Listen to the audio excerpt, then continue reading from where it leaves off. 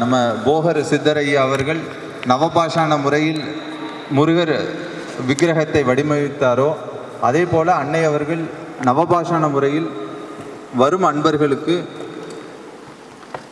உடல் சார்ந்த தொல்லை, அதாவது இந்த பிறவியில் நாம் செய்த வினையின் காரணமாக வந்திருந்தாலும் மேலும் பல பிறவிகளில் நம்மை தொடர்ந்து வரும் வினையின் காரணமாக வரும் பிணி, அதாவது நோய்ங்கிறது இந்த பிறவியில் நாம் ஏதோ ஒரு சளி பிடிக்கிறது, காய்ச்சல் இந்த மாதிரி வர்றதுக்கு நோய். பிணி என்பது பிறவிதோறும் நம்ம கூடவே வர்றது. அந்த பிணிக்கு மருந்து இந்த மாதிரி அருளாளர்கள் சித்தர்கள் வழியில் நவபாஷானம், ரசமணி, சித்த மருத்துவம் இதனால் மட்டுமே தான் அந்த பிணிக்கு மருந்து கொடுக்க முடியும். ஏன்னா நம்மளுடைய வாங்கி வந்த கர்மா ஜாதகத்தின் அடிப்படையில் தான் நமக்கு உடல் அமைப்பு ஏற்படுது. இந்த உடல் அமைப்பையே மாற்றணும்னா அந்த ஐயந்தன் கையெழுத்தேன்னு முருகரோட வேலை தாங்கும் வண்ணம் ஆற்றல் மிக்க தபஸ்விகளால் மட்டுமே அது முடியும். அந்த மாதிரி தவம் புரிந்து நமக்காக எளிய முறையில் சித்த மருத்துவம் பல பேர் இதனால் நல்ல முறையில் குணமடைந்து வந்து கொண்டிருக்கிறார்கள். இந்த மாதிரியெல்லாம் வாழ்கிறதோட அர்த்தம் என்னென்னா, அவர்களை ஒரு நோயோ பிணியோ இதிலிருந்து மட்டும் காப்பாற்றுவது மட்டுமே அதனோட நோக்கம் கிடையாது. இதற்கும் அப்பாலும் இறைவன் பூரணமாக உணர்வதற்கு இது தடையாக இருக்கிறது வரும் அன்பர்களுக்கு. ஏன்னா இறைவன் என்னாலும் இன்பமே என்றும் ஒரு அருள் நிலையில் அனைவரையும் அணைத்து கொள்ள காத்து கொண்டிருக்கிறார். ஆனால் நாம் ஏதோ ஒரு வினையின் காரணமாக நம்மளால் அதை பூர்ணமாக உணர்ந்து கொள்ள முடிவதில்லை. அப்படி நம்மளால் பூர்ணமாக உணர்ந்து கொள்ள முடியவில்லையே என்பதை மட்டுமே கருத்தில் கொண்டு அன்பர்களும் மாணிக்கவாசகர் பெற்ற அருள்நிலை, வள்ளல் பெருமானார் பெற்ற அருள்நிலை, அருணகிரிநாதர் பெற்ற அருள்நிலை, இப்படி எல்லோரும் அந்த மேல் நிலையில் இருந்து நம்மளையும் ஆட்கொள்ள தயாராக இருக்கிறார்கள்.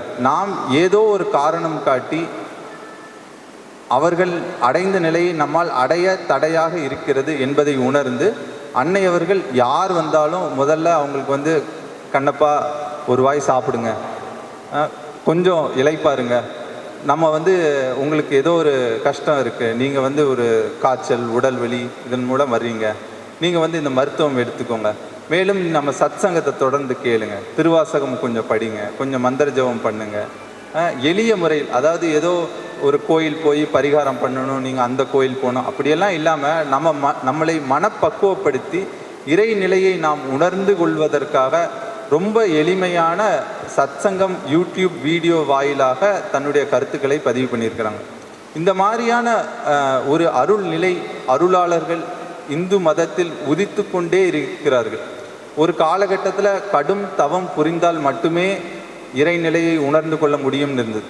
அப்புறம் ஒரு காலகட்டத்தில் கடுமையான யாகங்கள் பண்ணணும், பெரிய பெரிய அரசர்கள் உதவியோடு தான் அந்த யாகங்கள் பண்ணும்படியான நிலை இருந்தது.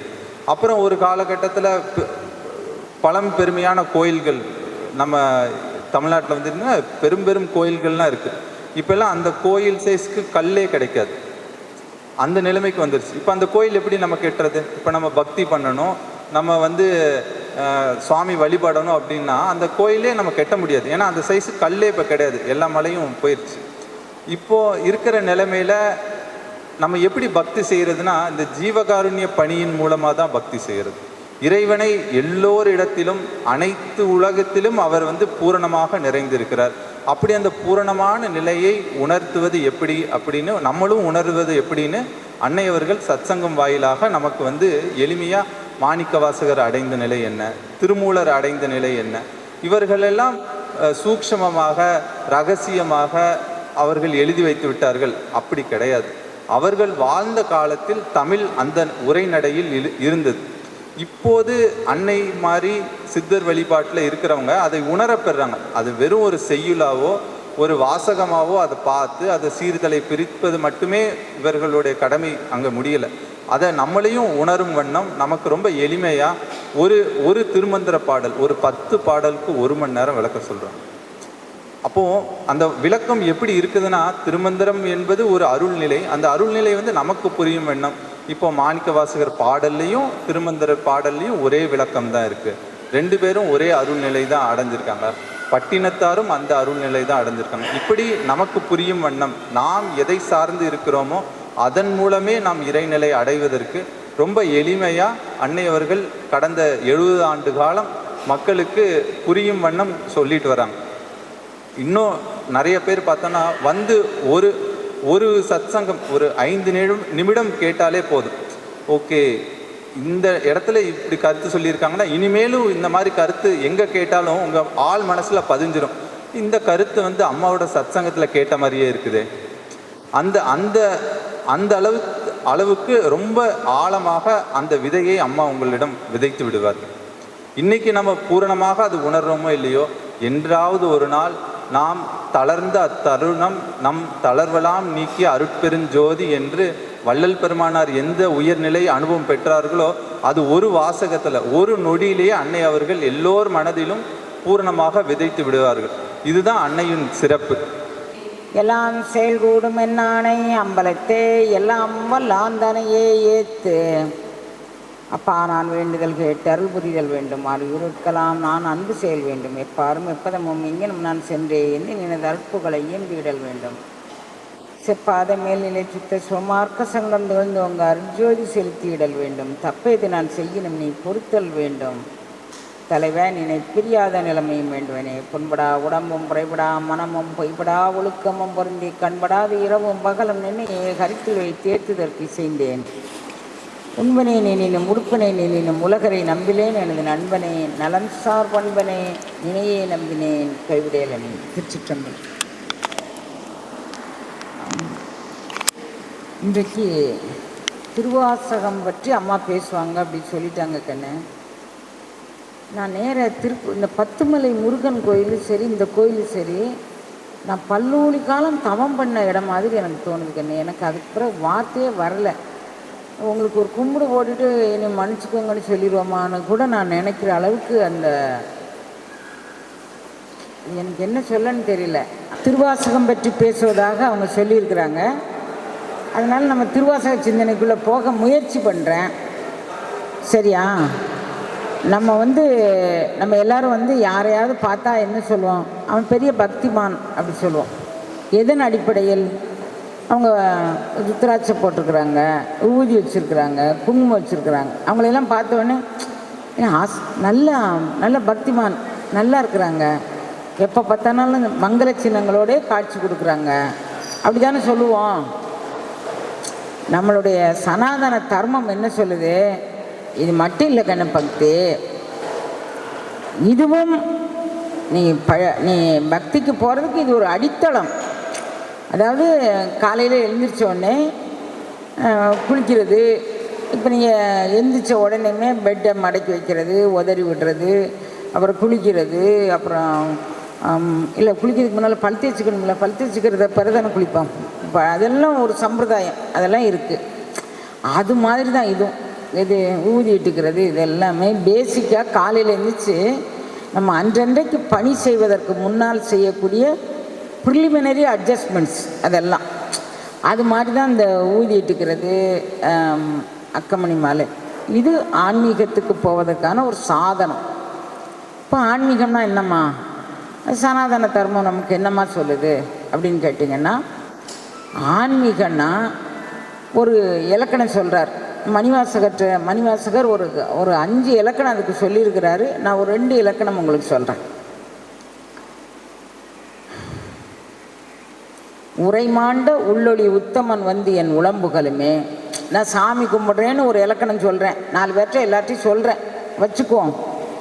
உரைமாண்ட உள்ளொளி உத்தமன் என் உளம்புகளுமே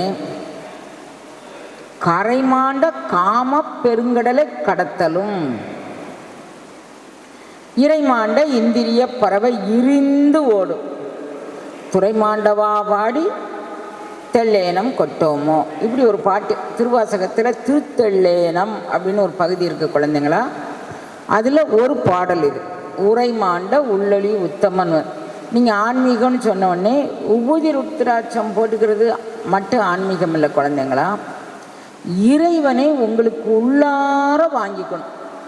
உங்களுக்கு உள்ளார இறைவன் அங்கே இருக்கிறான், இங்கே இருக்கிறான், அவன் எங்கும் நீக்கமர நிறைந்திருக்கிறான், எங்களுக்குள்ளும் இருக்கிறான். எங்கும் நீக்கமர நிறைந்ததை இப்போ இந்த கல்லூரா இது இன்னும் கல்மலை முருகன் வந்து அவர் எங்கும் நீக்கமர நிறைந்தவர் கல்மலையில் இருக்கிறார். ஏன் நான் தமிழ்நாட்டிலேருந்து இங்கே கூட்டிகிட்டு வந்து நிறுத்தி வச்சுருக்கேன். ஏன் நிறுத்தி வச்சுருக்கேன்னா, நான் தான் நிறுத்தி வச்சுருக்கோம்னா ஒரு 2 பூ, ஒரு பெரிய பூ 2 பூ போட்டார். அந்த 2 பூவை பூசக்கர் எனக்கே எடுத்துகிட்டு வந்து கொடுத்துட்டார். சரி, அது எனக்கு அங்கேயே இருக்கட்டும், நான் தவச்சாலையில் கொண்டு வச்சுக்கோ, அதை நீங்கள் பத்திரமா எடுத்து வைங்க அப்படின்னு சொன்னேன். ஏன்னா அவர் எதுக்கு கொடுத்துருக்குறாருன்னு எனக்கு தெரியல. அப்போ அவர் எதுக்கு கூப்பிட்டு வந்திருக்கிறாரு, என்ன ஏது அங்கே இருக்கிறாரு. அப்புறம் நம்ம கொஞ்சம் உள்ளே வந்து உள் வாங்கினோன்னா, உரைமாண்ட உள் ஒளி உத்தமம். அவன் எப்படி இருக்கிறான், உரை கொண்டு அவனை சொல்ல முடியாது கண்ணு. உரைனா வாக்கு, பேசுறது.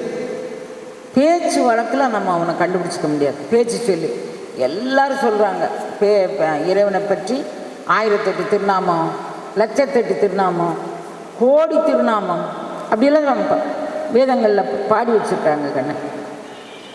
அது அவனுடைய உண்மை பெருக்கமாம் தன்மையை அது காமிக்குதா அப்படின்னா இல்லை, அது காமிக்கலை. அப்போ என்ன காமிச்சது, உனக்குள்ளே புகுந்துருந்தா அது என்ன செய்யணும், சொல்லற்கு அரியதுங்கிறது உனக்கு உணர்த்தணும். நிறைய கோயில் போகிறோம், நிறைய மந்திர உச்சாடனம் பண்ணுறோம், ஓங்கி ஓங்கி உச்சாடனம் பண்ணுறோம். இவ்வளோ சொன்ன பிறகு நம்ம ஒரு இடத்துல உட்காந்துக்கிறோம். இன்னும் இவ்வளோ நேரம் மந்திரம் சொன்னோமே, என்ன பிரயோஜனம்? அது மாதிரி நினைக்கிறாங்க. நம்ம சுவாமி விவேகானந்தர்லாம் உங்களுக்கு தெரியல குழந்தைங்களா, கேள்விப்பட்டிருக்கீங்களா? சுவாமி விவேகானந்தர், ராமகிருஷ்ண பரமஹம்சர் இதெல்லாம் கேள்விப்பட்டிருப்பீங்க. உலகம் தழுவிய தலைவர்கள் அவங்க. சுவாமி விவேகானந்தர் கல்லூரியில் படிச்சுக்கிட்டு இருக்கிறார். அவருடைய பேராசிரியர் ஒருத்தர் சொல்கிறாரு, அவர் வந்து நம் நாட்டுக்காரர் இல்லை, அதாவது இந்தியாவை சார்ந்தவர் அல்ல. அப்போ வந்து பிரிட்டிஷ் கவர்மெண்ட்டு தான் இந்தியாவை ஆட்சி பண்ணிக்கிட்டு இருந்தது, இதையும் உட்பட தான் பிரிட்டிஷ் கவர்மெண்ட் ஆட்சி பண்ணிக்கிட்டு இருந்துச்சு. அந்த நேரத்தில் ஒரு பிரிட்டிஷார் வந்து ப்ரொஃபஸராக இருக்கிறாரு. அவர் அந்த பிள்ளைங்கக்கிட்ட சொல்கிறாரு, அந்த வேர்ட்ஸ்வர்த் அப்படின்னு ஒரு ஆங்கில கவிஞர், அவர் பாடிய பாடலுக்கு இவர் விளக்கம் சொல்கிறார். சொல்லும்போது அந்த டேஃபடைல்ஸ் எல்லாம் வந்து எப்படி ஆடுது அப்படிங்கிறத இயற்கையை பார்த்து ரசிக்கிறாரு. அந்த வேர்ட்ஸ்வர்த் வந்து சொல்கிறாரு, இந்த நம்ம மாதிரி ஆட்கள்கிட்ட புசத்தையே கையில் வச்சுக்கிட்டு தெரியாதுங்க பிள்ளைங்களா, coming out of your books see the nature taught a lot. நீங்கள் அந்த புசத்தை விட்டு கொஞ்சம் வெளியே வாங்களேன், இயற்கையை பாருங்களேன். மலேசியாவை பார்த்தா அவ்வளோ ஆசையாக இருக்குது கண்ணு, அப்படியே வாரிக்கிட்டு பிடிச்சிட்டு போயிடலாமான்னு இருக்குது. வாரி பிடிக்க முடியல, அவ்வளோ அழகாக இருக்குது ரோடு. அப்புறம் வந்து மலைகள், எங்கே திரும்பினாலும் இங்கே மலைக்கு பஞ்சமே வராது போலுக்கு, அவ்வளவு இயற்கை வளம் கொலிக்குதுங்க. எல்லாம் பார்த்துட்டே வரும்போது அவர் சொல்கிறார், நீங்கள் வந்தால் இப்படியெல்லாம் ரசித்து பாருங்கள், இயற்கை உங்களுக்கு நிறைய பாடம் புகட்டு. நேச்சர் டாட் எ லாட், இயற்கை உங்களுக்கு நிறைய பாடம் புகட்டு, அந்த பாடத்தை உள்வாங்கி கொள்ளுங்கள் அப்படின்னு சொல்கிறாரு வேர்ட்ஸ்வர்த் வந்து. அப்படி சொல்லும்போதே ஒரு பரவச நிலை அப்படிங்கக்கூடிய ஒரு நிலையில் வேர்ட்ஸ்வர்த் போகிறாரு.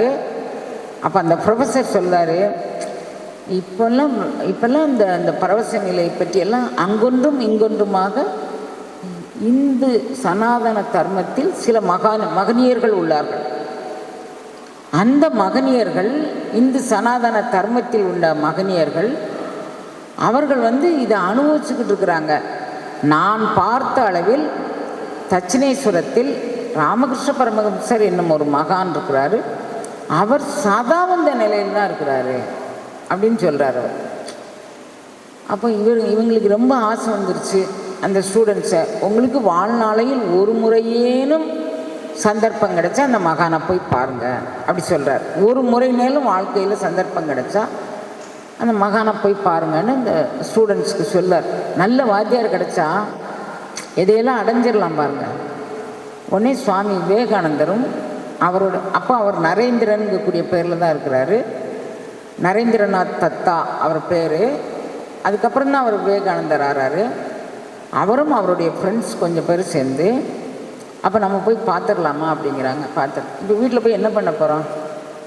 அவன் வாத்தியார் நம்ம வாட்ஸ்அப்பே சொல்லியிருக்கிறாரு, come out of your books அப்படி சொன்னார்ல வாத்தியார். இன்னும் இந்த புக்கை தானே கட்டி மாறிக்க போகிறோம். உடனே அதை பிடிச்சிக்கணும்ல. படிக்க விஷயத்தில் மட்டும் எதில் பிடிக்கமோ பிடிக்கல இது மாதிரி உண்டானதுன்னா நம்ம உடனே பிடிச்சிப்போம். அப்போ அவர் இந்த புஸ்தகத்தை விட்டு வெளியே வாங்கன்னு வாத்தியார் சொல்லிட்டார், நம்ம வெளியே வந்துடுவோம் அப்படி சொல்லிட்டு வெளியே வந்துட்டாங்க. வந்து கொஞ்சம் பேர் ராக்கால் நிறைய அன்பர்கள் அவர் கூட, அவங்க எல்லாமே ராமகிருஷ்ணரை பார்த்த பிறகுன்னு அப்படியே மாறிட்டாங்க, துறவியாகவே ஆகிட்டாங்க. ஒவ்வொரு குழந்தைங்களும் பல கோடிக்கு அதிபதியான குழந்தைங்கள் கண்ணு, பல கோடிக்கு அதிபதியான குழந்தைங்க அப்படியே வெளியே வந்துட்டாங்க. பரமஹம்சரை பார்க்கறதுக்கு வராங்க. வந்த உடனே பரமஹம்சரை பார்த்த உடனே அவர் சொல்கிறாரு, குழந்தைங்களா, ஒரு தாய் பசு தன் கன்றுக்கு பால் கொடுப்பதற்காக வேண்டி மடி சுரந்து போய் எப்படி ஏங்கிக்கிட்டு இருப்பாளோ அப்படி ஏங்கிக்கிட்டு இருக்க குழந்தைங்களா நீங்கள் வரட்டும்னு, எவ்வளோ காலதாமதமாகி வந்துட்டீங்க குழந்தைங்களா அப்படி சொல்லி கேட்குறாருங்கன்னு. இவங்க பரபரன்னு முழிக்கிறாங்க. ஒருத்தர் நீ யார்கிட்ட பேசுகிறார்? பின்னால் தெரியும் பார்க்காங்க, முன்னால் தெரியும், நம்மகிட்ட தான் பேசுகிறார். அந்த வாத்தியார் சொன்னது சரிதான். அவர் ஒரு பரவச நிலையில், அவருக்கு தெரியல அவர் என்ன நிலையில் இருக்காருன்னு அவருக்கு தெரியல வாத்தியாருக்கு. இது சரியான ஆஃப் மெண்டல் போல இருக்கு. இவங்க நினச்சது கண்ணு இது சரியான, இது என்ன பரவச நிலை என்ன நமக்கு ஒன்றும் புரியலை. சரி பார்ப்போம் அப்படி உட்காந்தோடனே நான் வந்து மடி நிறைய பால் சுரந்து வச்சுருக்கேங்கன்னு நீங்கள் உங்களுக்கு எல்லாம் பருக கொடுப்பதற்காக வேண்டி அப்படி சொல்கிறார். கொஞ்ச நேரம் இருக்கிறாங்க, அவர் அருளுரை சொல்கிறாரு, எல்லோரும் இந்த மாதிரி கூடியிருக்கிறாங்க. சதாவும் அவருக்கு அதான் காலை எழும்பினதுலேருந்து இரவு வரை 10 மணி 11 மணி வரைக்கும் அன்பர்களோடு இதே எப்படியாவது இந்த குழந்தைங்க இந்த ஞானத்தை வாங்கிடணும். இயற்கை அன்னை பிரபஞ்ச ஆற்றல் நமக்கு அள்ளி கொடுக்கு. அந்த அள்ளி கொடுக்கக்கூடிய அந்த பிரபஞ்ச ஆற்றலினுடைய தன்மையை நம்ம உள்வாங்கிக்கிடணும். இந்த குழந்தைங்களுக்கு நம்ம எப்படியாவது இதை புகட்டிடணும்னு நினைக்கிறார் ராமகிருஷ்ண பரமஹம்சர். உடனே இவங்க கேட்குறாங்க,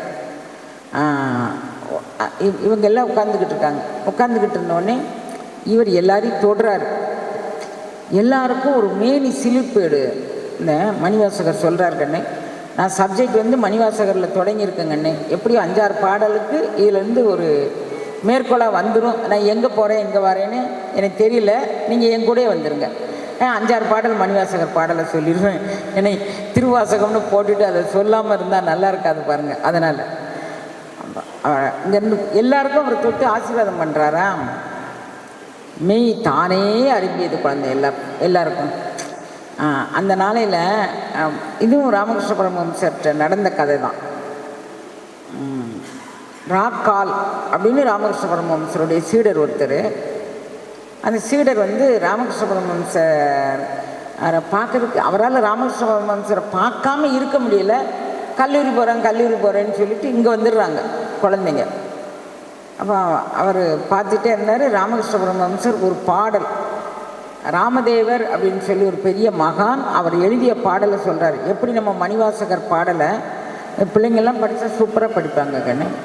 மணிவாசகர் பாடலை எப்படி உள்வாங்கி கொண்டு பொருளோடும் உணர்வோடும் படிக்கிறார்களோ அது மாதிரி அவன் பரமஹம்சர் படிக்கிறார். எங்கும் நிறைய பரம்பொருளே என்னுளே நீ புகுந்து என்னுளே மலர்ந்து. இது வந்து வங்காளத்தில் எழுதப்பட்டதுக்குன்னு நான் உங்களுக்கு புரியுதற்காக வேண்டி தமிழில் சொல்கிறேன். என்னுளே புகுந்து, அப்போ புகுந்துருச்சு. புகுந்த பிறகு என்னுளே வளர்ந்து, அந்த புகுந்தது தலைக்கணும் தானே. இப்போ ஒரு ஒட்டி செடி வைக்கிறோம், ஒட்டி செடி வச்சோடனே அந்த இடத்துல டேப்பெல்லாம் சுற்றி வச்சு கொஞ்சம் பத்திரமா பாதுகாப்பு பண்ணி அது வளரணும் தானே. அதை என்னுளே வளர்ந்து என்னுளே பூத்து என்னுளே காய்த்து என்னுளே கனிந்த இன்பரசத்தை நான் என்புகழ்வேன். அது சொல்லற்கு அரியது, சொல்லும் பொருளும் இறந்தது. அப்படி சொல்கிறாரு. மயங்கி விழுந்துட்டார்கள் பரமஹம்சர். மயங்கி அப்படியே விழுந்துட்டார். அவரை தாங்கி பிடிக்க போனவங்க எல்லாரும் எப்போவுமே வந்து ஒரு அருள் வல்லபம் பெற்றவர்கள் பக்கத்தில் இருந்தாலோ அல்லது அவர்கள் அவர்கள் நமக்கு தெரிவிக்கக்கூடிய கருத்தை நாம் கேட்டாலோ நமக்கும் ஒரு மன ஒருமைப்பாடு வருங்க. வீட்டிலேருந்து நம்ம எவ்வளோ தான் பூஜை பண்ணானாலும் போற்றிவோம் நமச்சிவாயா போற்றிவோம் நமச்சிவாயா எவ்வளோ சொன்னானாலும் கொஞ்ச நேரம் ஒரு இறைவனுடைய புகழை உண்மையிலே அந்த புகழை அவங்க உள்வாங்கியிருக்கணும். அப்படி பேசுகிறவங்க பேசும்போது நம்ம ஓ பிரபு இவ்வளோ பெரியவனா, அவன் சொல்லற்கு அறியவனா, வேதங்கள் ஐயா என ஓங்கி ஆழ்ந்தகன்ற நுண்ணியனே திருவாசகம் சொல்லுங்கன்னு வேதங்கள் எல்லாம் ஐயா அவ்வளோதான். அதுக்கப்புறம் அது ஆழ்ந்தது, அகன்றது, நுண்மையானது. அதுக்கு மேலே அதுக்கு சொல்ல தெரியல. அந்த வார்த்தை இன்னும் கொஞ்சம் ட்ரை பண்ணி சொல்லுங்களேன், இன்னும் கொஞ்சம் ட்ரை பண்ணி சொல்லுங்களேன். நம்ம கேட்போம்ல, எங்களுக்கு புரிஞ்சுக்க தெரியல, இன்னும் கொஞ்சம் முயற்சி பண்ணி எங்களுக்கு சொல்லுங்களேன், இன்னும் கொஞ்சம் முயற்சி பண்ணி எங்களுக்கு சொல்லுங்களேன் அப்படி சொல்கிறாங்கன்னு வச்சுக்கோங்களேன். அது சொல்ல பாதம் 2 மினவில் பாதாளம் 7 கீழ் சொற்களில் அந்த ஆழ்ந்த பொருளை, அந்த அகன்ற பொருளை பற்றி நான் சொல்ல வரேன். அது பாதாளத்துக்குள்ளே போகுது. பாதாளம் 7, பாதாள உலகம் 7, மேலுலகம் 14 உலகங்கள் இருப்பதாக நம்மளுடைய வைதீக சனாதன கர்மம் சொல்கின்றது. அப்போ பாதாளம் 7 கீழ், கீழ் என்னையா இருக்குது? பாதாளம் 7 கீழ் என்ன இருக்குது? சொற்கழிவு. நீ சொல்ல முடியலையே தங்கம், அப்படி சொல் கழிவு. அது சொல்ல முடியல. பாதாளம் 7 கீழ் சொற்கழிவு. ஜோதி சரி அடியை சொல்ல முடியல, முடிய சொல்லு. ஜோதி மணிமுடி சொல்லில் சொல் இறந்து, அங்கேயும் சொல்ல முடியல.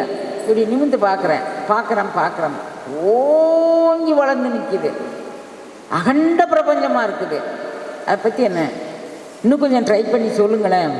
வானாகி மண்ணாகி வழியாகி ஒளியாகி ஊனாகி உயிராகி உண்மையுமாய் இன்மையுமாய் யான் எனது என்று அவரவரை பூத்தாட்டு வானாகி நின்றாயே நின்னை என் சொல்லி வாழ்த்துவேன்.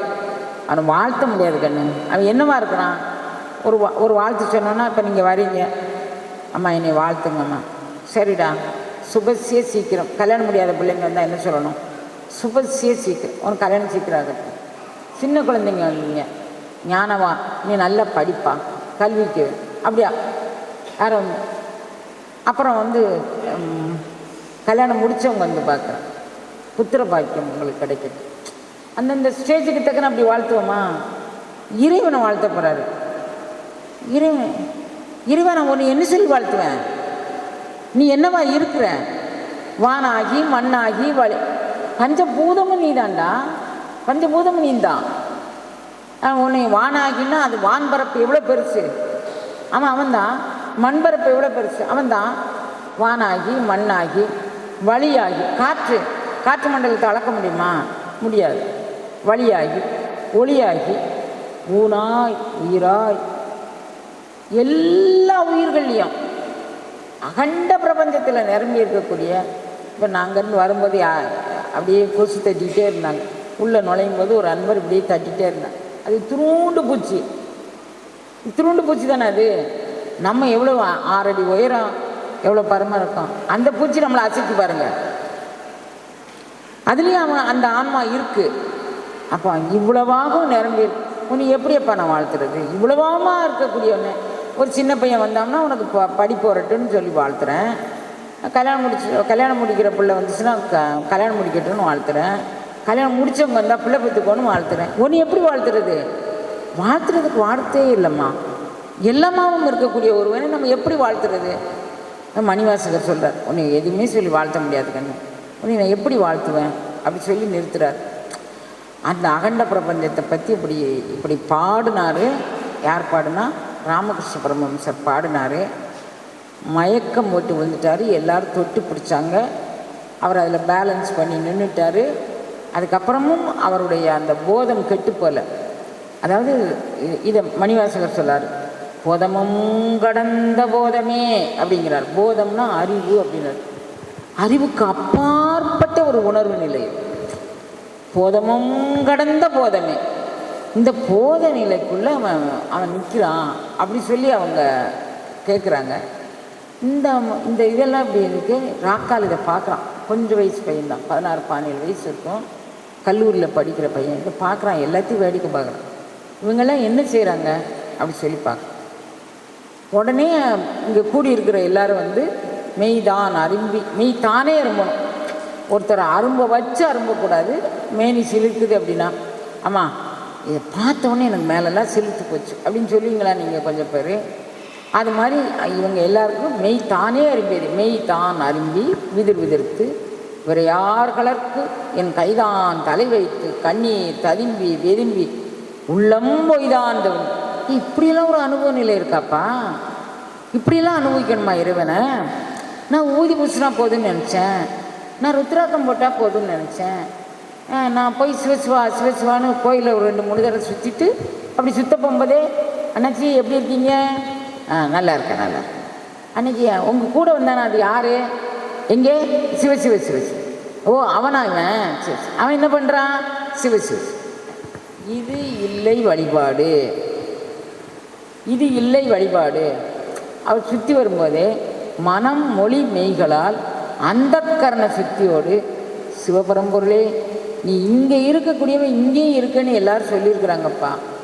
இப்போ இங்கே பார்க்க கற்றுக்கிட்டேன், இப்போ இங்கே பார்க்க எனக்கு கற்றுக் கொடுக்கண்ணே அப்படி மாதிரி வேண்டிட்டு, அந்த ஒரு குழந்தோண்டா இருக்கிற பொம்பளை எப்படி தன்னுடைய அடிவயத்தில் கையை வச்சுட்டு அவ்வளவு மென்மையாக நடந்து போவளோ அப்படி அக்கம் பக்கம் திரும்பாமல் அப்படியே மெய் தானே அரும்பணும். அப்படி மாதிரி சுற்றி வந்து பிரபு இன்றைக்கு இந்த பொழுத ஒரு திருச்சந்நிதியில் கொடானு கோடி மக்கள் வணங்கியிருப்பாங்க. அங்கே கோயில் ஸ்தாபனம் பண்ண நாளையிலேருந்து ஆயிரக்கணக்கான மெய்ஞானிகள் வந்து அதை தரிசனம் பண்ணியிருப்பாங்க. அவர்கள் விட்டு சென்ற அந்த அருள் அலைகள் என்னையும் தொற்றிக்கொள்ளட்டும் அப்படின்னு சொல்லி வேண்டிக்கிட்டு வர்றதாங்கன்னு கொஞ்சம் பக்தியினுடைய முதல் நிலை. இப்போ பரமஹம்சர் இப்படி பண்ணிகிட்டு இருந்தாரா, இந்த இதெல்லாம் பார்க்குறாரு, யார் ராக்கால் பார்க்குறாரு.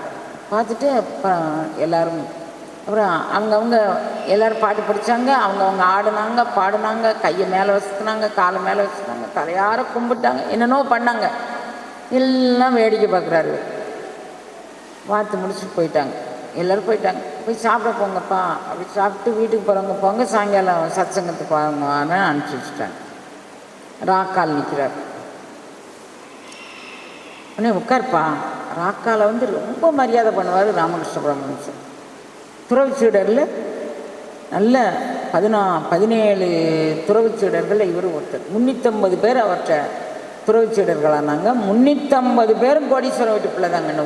ஒரு குழந்தை கூட சாதாரண இல்லை.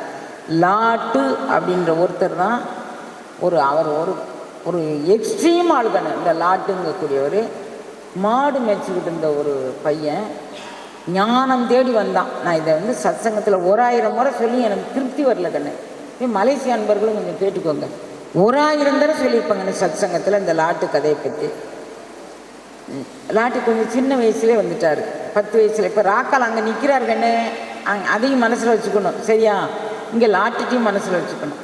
லாட்டு வந்தாரா, பரமஹம்சரை பார்த்தார். பரமஹம்சர் வந்து லாட்டு எங்கேருந்துப்பா வர? அவங்களுக்கு ஒரு கண்ணாடி வச்சுருப்பாங்க கண்ணு, மெய்ஞானிகள் ஒரு கண்ணாடி வச்சுருப்பாங்க. நம்ம கண்ணாடி இங்கே யார் என்ன புடவை கட்டியிருக்கா, அவங்க என்ன முத்து மாலை போட்டிருக்காங்க, என்ன நெக்லஸ் போட்டிருக்காங்க, நம்ம கண்ணாடி இதை காட்டும். ஆனால் மெய்ஞானிகளுடைய கண்ணாடி, ஓ இந்த ஆன்மா எவ்வளோ வளர்ச்சி பெற்றிருக்கு, இது வந்து எத்தனாவது வகுப்பில் இருக்குது அப்படிங்கிறது அவங்க கண்ணாடி. லாட்டு பார்க்குறாரு. மாடு மேய்க்கிற சிறுவன், கல்வி அறிவு எதுவுமே இல்லை. பார்த்துட்டு கண்ணி எங்கேருந்துப்பா வரேன்? தாய்மாமா வீட்டில் மாடு மேய்ச்சி விட்டுருந்தேன், எல்லோரும் உங்களை பற்றி சொன்னாங்க, ஒரு முறைனாலும் தரிசிச்சுட்டு போவோம் அப்படின்னு வந்தேன். இருப்பா போகலாம். இல்லை இருக்க முடியாது, சாயங்காலம் நான் மாடை விட்டு கட்டலைன்னா அடி வாங்கணும், அதுக்கு முன்னால் நான் போகணும் அப்படின்னு சொல்கிறார். சரி போயிட்டு நேரம் கிடைக்கும்போது வா என்னப்பா அப்படிங்கிறார். அந்த வார்த்தை வந்து மந்திர சொற்களாக மாறிடுச்சு கண்ணு. அந்த வார்த்தை மந்திர சொற்களாக மாறிடுச்சு அவர்கிட்ட. சரி போயிட்டார் சாமி அப்படி சொல்லி போயிட்டார். போனால் நைட்டில் அவருக்கு இருப்பே கொள்ளலை கண்ணு. இது இங்கே தான் கண்ணு ஆன்மீகம் முதல்ல தொடங்குது. ஆன்மீகம்னா இப்படி இது மட்டும் இல்லை கண்ணு, இதுக்கு அடுத்து என்ன, இதுக்கு அடுத்து என்ன? அப்போ மணிவாசகர் அவர் சொல்கிறார், நானார் யமதார் பாசங்களார். இவை வந்து போகும் காலம் என்ன? நம்மளை பற்றி தெரிஞ்சுக்கணும் தானே. நான் so and so, daughter of, son of, CEO of இந்த ஆஃபீஸ், அதுவா நம்ம ஸ்டேட்டஸு? ஒரு நேரம் பிடிச்சி தள்ளிடுவாங்கல்ல. சிஓவாக இருக்கவன் இப்போ பார்த்தோமே, துபாய், ஈரான், இஸ்ரேல் அங்கே வேலை பார்க்கவங்களாம் சிஓன்னு போட முடியுமா? கண்டிப்பாக முடியாது. ஒரு டிசாஸ்டர் வந்துருச்சுன்னா, ஒரு இயற்கை சீற்றம் வந்துருச்சுன்னா நம்ம எதுவும் போட முடியாது. அப்போ நம்ம யார்? நான் யார்? அந்த நம்மளுடைய பாரம்பரியம் என்ன? நம்ம எங்கிருந்து புறப்பட்டு வந்தோம்? இப்போ எங்கே போக போகிறோம்? இவைகள் எல்லாத்தையும் தொகுத்து காமிக்கிறதான் கண்ணு ஆன்மீகம். அது மணிவாசகர், இதெல்லாம் மணிவாசகருடைய பாடல்கள் கண்ணு. அவனால் இருக்க முடியலை. நைட்டோடு நைட்டாக எப்படியோ பரமஹம்சரை நினச்சிட்டே இருந்து மாட்டுக்கு செய்ய வேண்டிய சேவைகள் செஞ்சான். காலையில் அவுத்து கட்டு, நான் தண்ணி பாய்ச்சி, நான் எல்லாம் செஞ்சான். விட்டுட்டு ஓடி வந்துட்டான் பரமஹம்சர்கிட்ட. நீ கண்ணே படிச்சிருக்கியா தங்கம்? அவர் கேட்குறார். படிக்கல ஐயா. நான் உனக்கு சொல்லித்தரேன், படிக்கிறியாப்பா? சரி படிக்கிறேன். ஒரு சிலேட்டு பிடிச்சி வச்சு எழுதுகிறார். எழுதி சொல்லி கொடுக்குறார். உடனே என்ன சுவாமி? அவர் ஆனா போட சொல்லி கொடுத்துட்டார். ஒரு மாடு மேய்க்கிற சிறுவன் கேட்குற கேள்வி அது. நீ நல்லா படிக்கணும். என்ன தங்கம்? அது ரைட்டு தான் தங்கம். இவர் பதில் சொல்லார். அது ரைட்டு தான் தங்கம். அது கடவுளை என்னுள் கொண்டுட்டு வர செய்யுமா? நான் கேட்குறேன் அப்படி சொல்கிறார். செய்யாது. அப்புறம் எதுக்கு எனக்கு இந்தாங்க, உங்கள் நோட்டு நீங்கள் வச்சுக்கோங்க, உங்கள் சிலேட்டை நீங்கள் வச்சுக்கோங்க, உங்கள் குச்சியை நீங்கள் வச்சுக்கோங்க, வேறு என்னப்பா? எது எனக்கு உங்களை காட்டி தருமோ அதை நீங்கள் செய்யுங்க, எனக்கு அது போதும் அப்படிங்கிறார்.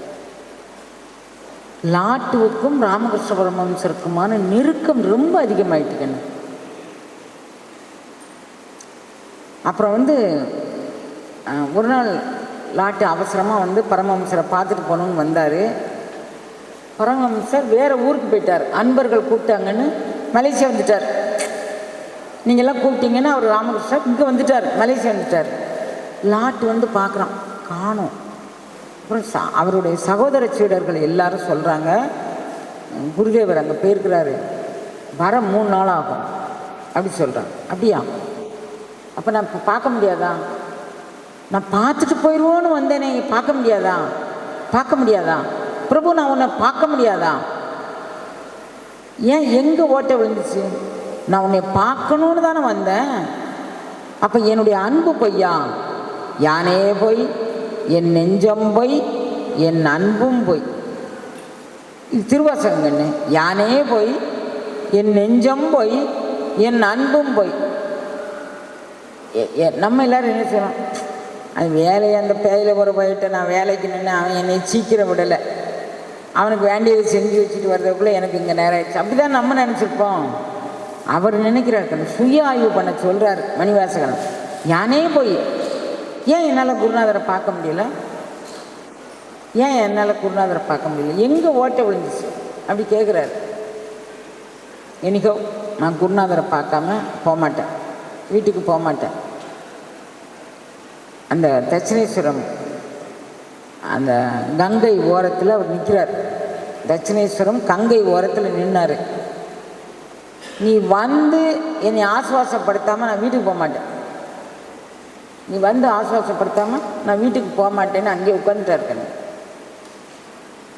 உட்காந்து தவம் இருக்கிறார். சகோதர சீடர்கள் இவரை சாப்பிட சொல்லி, காலையிலேருந்து சாப்பிடல அவர், சாப்பிட்டு சொல்லி எவ்வளோ சொல்லலாம், குருநாதரை பார்க்காம பச்சை தண்ணி கூட பல்ல போட மாட்டேன் அப்படின்ட்டு. இது இயம நியமங்கன்னு, இறைவனை அடைவதற்கான இயம நியமம். இந்த கையில் வடை, இந்த கையில் பஜ்ஜி, நடுவில் ஒரு டேபிளில் ஒரு காஃபி, இதை ஒரு கடி, இதை ஒரு குடி, இதை ஒரு கடி, இது ஆன்மீகம் இல்லை தங்க. ஆன்மீகம் உள்ளார்ந்த அர்த்தத்தோடு எப்படியாவது இறைவனை எனக்குள்ள கொணர்ந்துடணும், இறை ஆற்றலை நான் கவ்விக்கொள்ள வேண்டும், அது என்னை பற்றி பிடித்துக் கொள்ள வேண்டும். நான் கவ்வனும், அது பற்றி பிடிக்கணும். ஈர்த்து என்னை ஆட்கொண்ட எந்தை பிரானே, அது நம்மளை ஈர்த்து பிடிக்கணுங்க. ஒரு மேக்னெட்டிக் பவராக நம்மளை ஈர்த்து பிடிக்கணும். அதுதான் ஆன்மீகம். வந்தாரா லாட்டு வந்து கண்ணை மூடிட்டு வந்துட்டான். இந்த பசங்களுக்கு மனசே கேட்கல. எல்லாமே வந்து பேச்சுலர் லைஃப் தான் கண்ணை லீட் பண்ணுறாங்க. அவங்க எல்லாருக்கும் தெரியும், எல்லாரும் எல்லாத்தையும் விட்டுட்டு வந்திருக்கிறாங்க. அதனால் அந்த அன்பு தெரியுது அவங்களுக்கு. பார்த்தியா, லாட்டு வந்து அவன் சாப்பிடாம நம்ம எப்படி சாப்பிட, காளி மாதா பிரசாதம் கொடுத்துருக்கா, வாங்கிட்டு போகலாம். இந்த கையில் அவங்களுக்கு வாங்கிட்டாங்க, இந்த கையில் லாட்டுக்கு வாங்கிட்டாங்க. லாட்டு வாங்கினா ஒன்று தான் வாங்கியிருப்பான். 17 சீடர்கள் ஆளுக்கு ஒன்று வாங்கிட்டு வந்துட்டாங்க. கண்ணு வாங்கிட்டு வந்து லாட்டிட்ட கொண்டாந்து கொடுக்குறாங்க. அவன் கண்ணே திறக்கலை, அப்படி பார்த்துட்ருக்குறாங்க. கொஞ்ச நேரத்துக்குள்ளே ராமகிருஷ்ண பரமஹம்சர் அந்த இடத்துல நிற்கிறார். கண்ணு கொஞ்ச நேரத்தில் ராமகிருஷ்ண பரமஹம்சர் அந்த இடத்துல நிற்கிறாரு. பிரபுன்னு போய் அப்படியே கட்டி பிடிச்சிக்கிட்டான். நான் இனி பார்பாடும் பாதாளர் தம்பாடும் விண்ணோர் தம்பாடும் ஆர்பாடும் சாரா வகையறில். யார் பாடும் சாரக்கூடாது கண்ணு, ஒன்பாடே சாரணும். திருவாசகம் கண்ணு அப்படி கேட்டாரா? பார்பாடும் பாதாளர் தம்பாடும் விண்ணோர் தம்பாடும். நான் இந்த உலகம் அந்த உலகம் அந்த உலகம், விண்ணோர் தம்பாடும் ஆர்பாடும் சாரா வகையறினான். அப்படி பார்த்துக்கிட்டு இருந்தார். இவர் வந்து அவன் கண்ணார காணுமாறு காணேன். இது திருவாசகத்தில் உண்டான வாசகம் தாங்க. கண்ணார காணுமாறு காட்சி கொடுக்குறார். அப்புறம் இவர் கண்ணை திறந்து பார்க்குறாரு. அந்த ஒளிவண்ண திருமேனி அப்படியே பருகின வண்ணமாக இருக்கிறாரு. மீண்டும் அவசரமாகி விழுந்துட்டார். அதுக்கு பிறகு இவர் கொஞ்ச நேரம் கழித்து பரமஹம்சர் போயிட்டார். எல்லோரும் இவங்க கேட்குறாங்க, பரமஹம்சர் வந்தார், உள்ள கோயிலுக்குள்ளே போயிட்டாரா, அவர் இடத்துக்கு போயிட்டார். 17 பேர் பார்த்துட்ருக்குறாங்க. கண்ணு லாட்டுவோடைய அன்பும் பக்தியும் இத்தனை பேருக்கு அவங்கள காட்டி கொடுத்துருச்சு. கண்ணு லாட்டுவோடைய அன்பும் பக்தியும் இத்தனை பேரையும் இத்தனை பேர் முன்னாலேயும் பரமஹம்சர் தோன்றிட்டார். இல்லையே, பரமஹம்சர் வரவே இல்லையா? பரமஹம்சர் வந்தாருன்னா கூட மாட ஆர்ப்பரித்து கொண்டு ஆள் வருவாங்களே, இங்கே யாரும் வரலையா? அங்கே போய் பார்க்குறாங்க, இங்கே போய் பார்க்குறாங்க, அவர் எங்கெங்கேருந்து தவம் பண்ணுவாங்களாங்க. எங்கேயுமே பரமஹம்சர் வரல. நாங்கள்லாம் பார்த்தோமே. அப்போ எல்லோரும் பேசிக்கிறாங்க, லாட்டுவிற்காக வேண்டி அந்த பரம்பொருள் அவனுடைய தாகத்தை தணிப்பதற்காக வேண்டி குருநாதர் வடிவத்தில் அவர் முன்னால் அப்படியே காட்சி கொடுத்துருக்குறாங்க. இப்போ இங்கே ராக்கால் இங்கே வந்துருங்க, இது ஒரு ஸ்டேஜ், இதை விட்டுருங்க. அப்புறம் அது இது சாப்பிட்டுட்டு ஊறுகாய் இதை தொட்டுக்கோங்க, இல்லாட்டி அதுக்கு பாயாசமாக இதை தொட்டுக்கோங்க. இது இப்படியே இருக்கா? இங்கே வந்தாரா? இங்கே வந்தவர் இவர்கிட்ட கேட்குறாங்க, பரமஹம்சர் இவர் ராக்கால் எல்லோரும் வேடிக்கை பார்க்குறாங்களா? இவங்க தூக்குறாங்க, எல்லோரும் ஆடுறாங்க, பாடுறாங்க, குதிக்கிறாங்க, எல்லாம் செய்கிறாங்க. முடிஞ்சு போச்சு, எல்லோரும் போயிட்டாங்க. ஓகே, பரமஹம்சர்கிட்ட கேட்டாங்க, சுவாமி எல்லாரும் பரவச நிலை எழுதினார்களா? ராக்கால் கேட்குறார், சுவாமி எல்லாரும் பரவச நிலை எழுதினார்களா? எய்தினார்னு சொல்லவா, எய்தலைன்னு சொல்லவா? என்ன சொல்ல? அவருக்கு ஒன்றும் சொல்ல தெரியல, என்ன சொல்லன்னு தெரியல. அப்படி பார்த்துட்டு இருக்கிறார். எனக்கு அதில் உள்ள உண்மைத்தன்மை புரியணுங்க.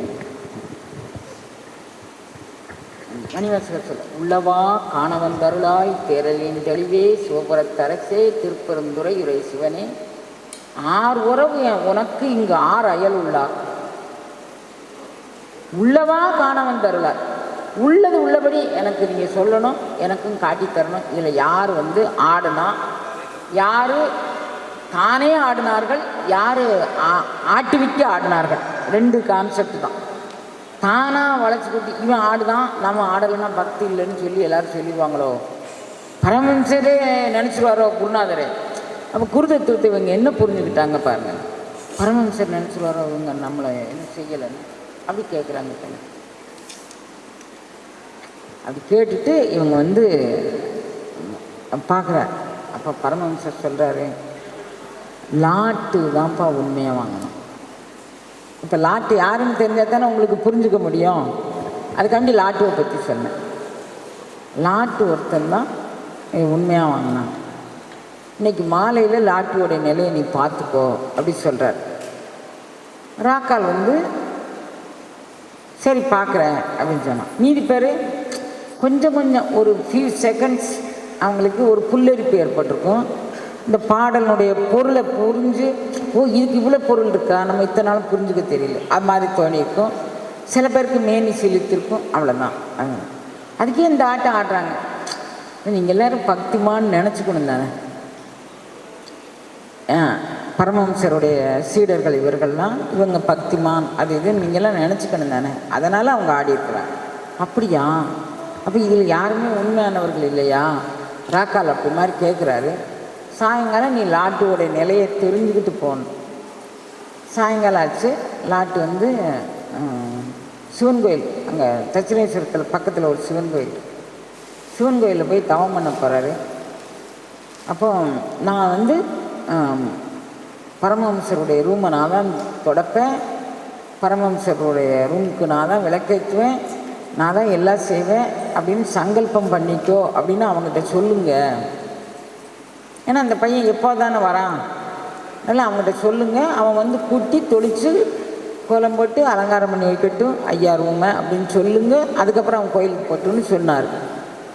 சகோதர சீடர்கள்லாம் அதை போய் சொல்கிறாங்க. கட்டாயம் நான் வந்து என் பெருமானுக்கு புலர்வதனமும் அழகிடுவேன், மெழுகிடுவேன், பூமாலை புனைந்து ஏற்றுவேன், புகழ்ந்து பாடுவேன், தலையார கும்பிடுவேன், கூத்து மாடுவேன், எல்லாம் செய்வேன் அப்படி சொல்லிட்டு சிவன் கோயிலில் போய் தவத்துக்கு போயிட்டார். அங்கே போய் தவம் பண்ணிகிட்டு இருக்கிறார். கண்ணே தன்னை மறந்துட்டார்.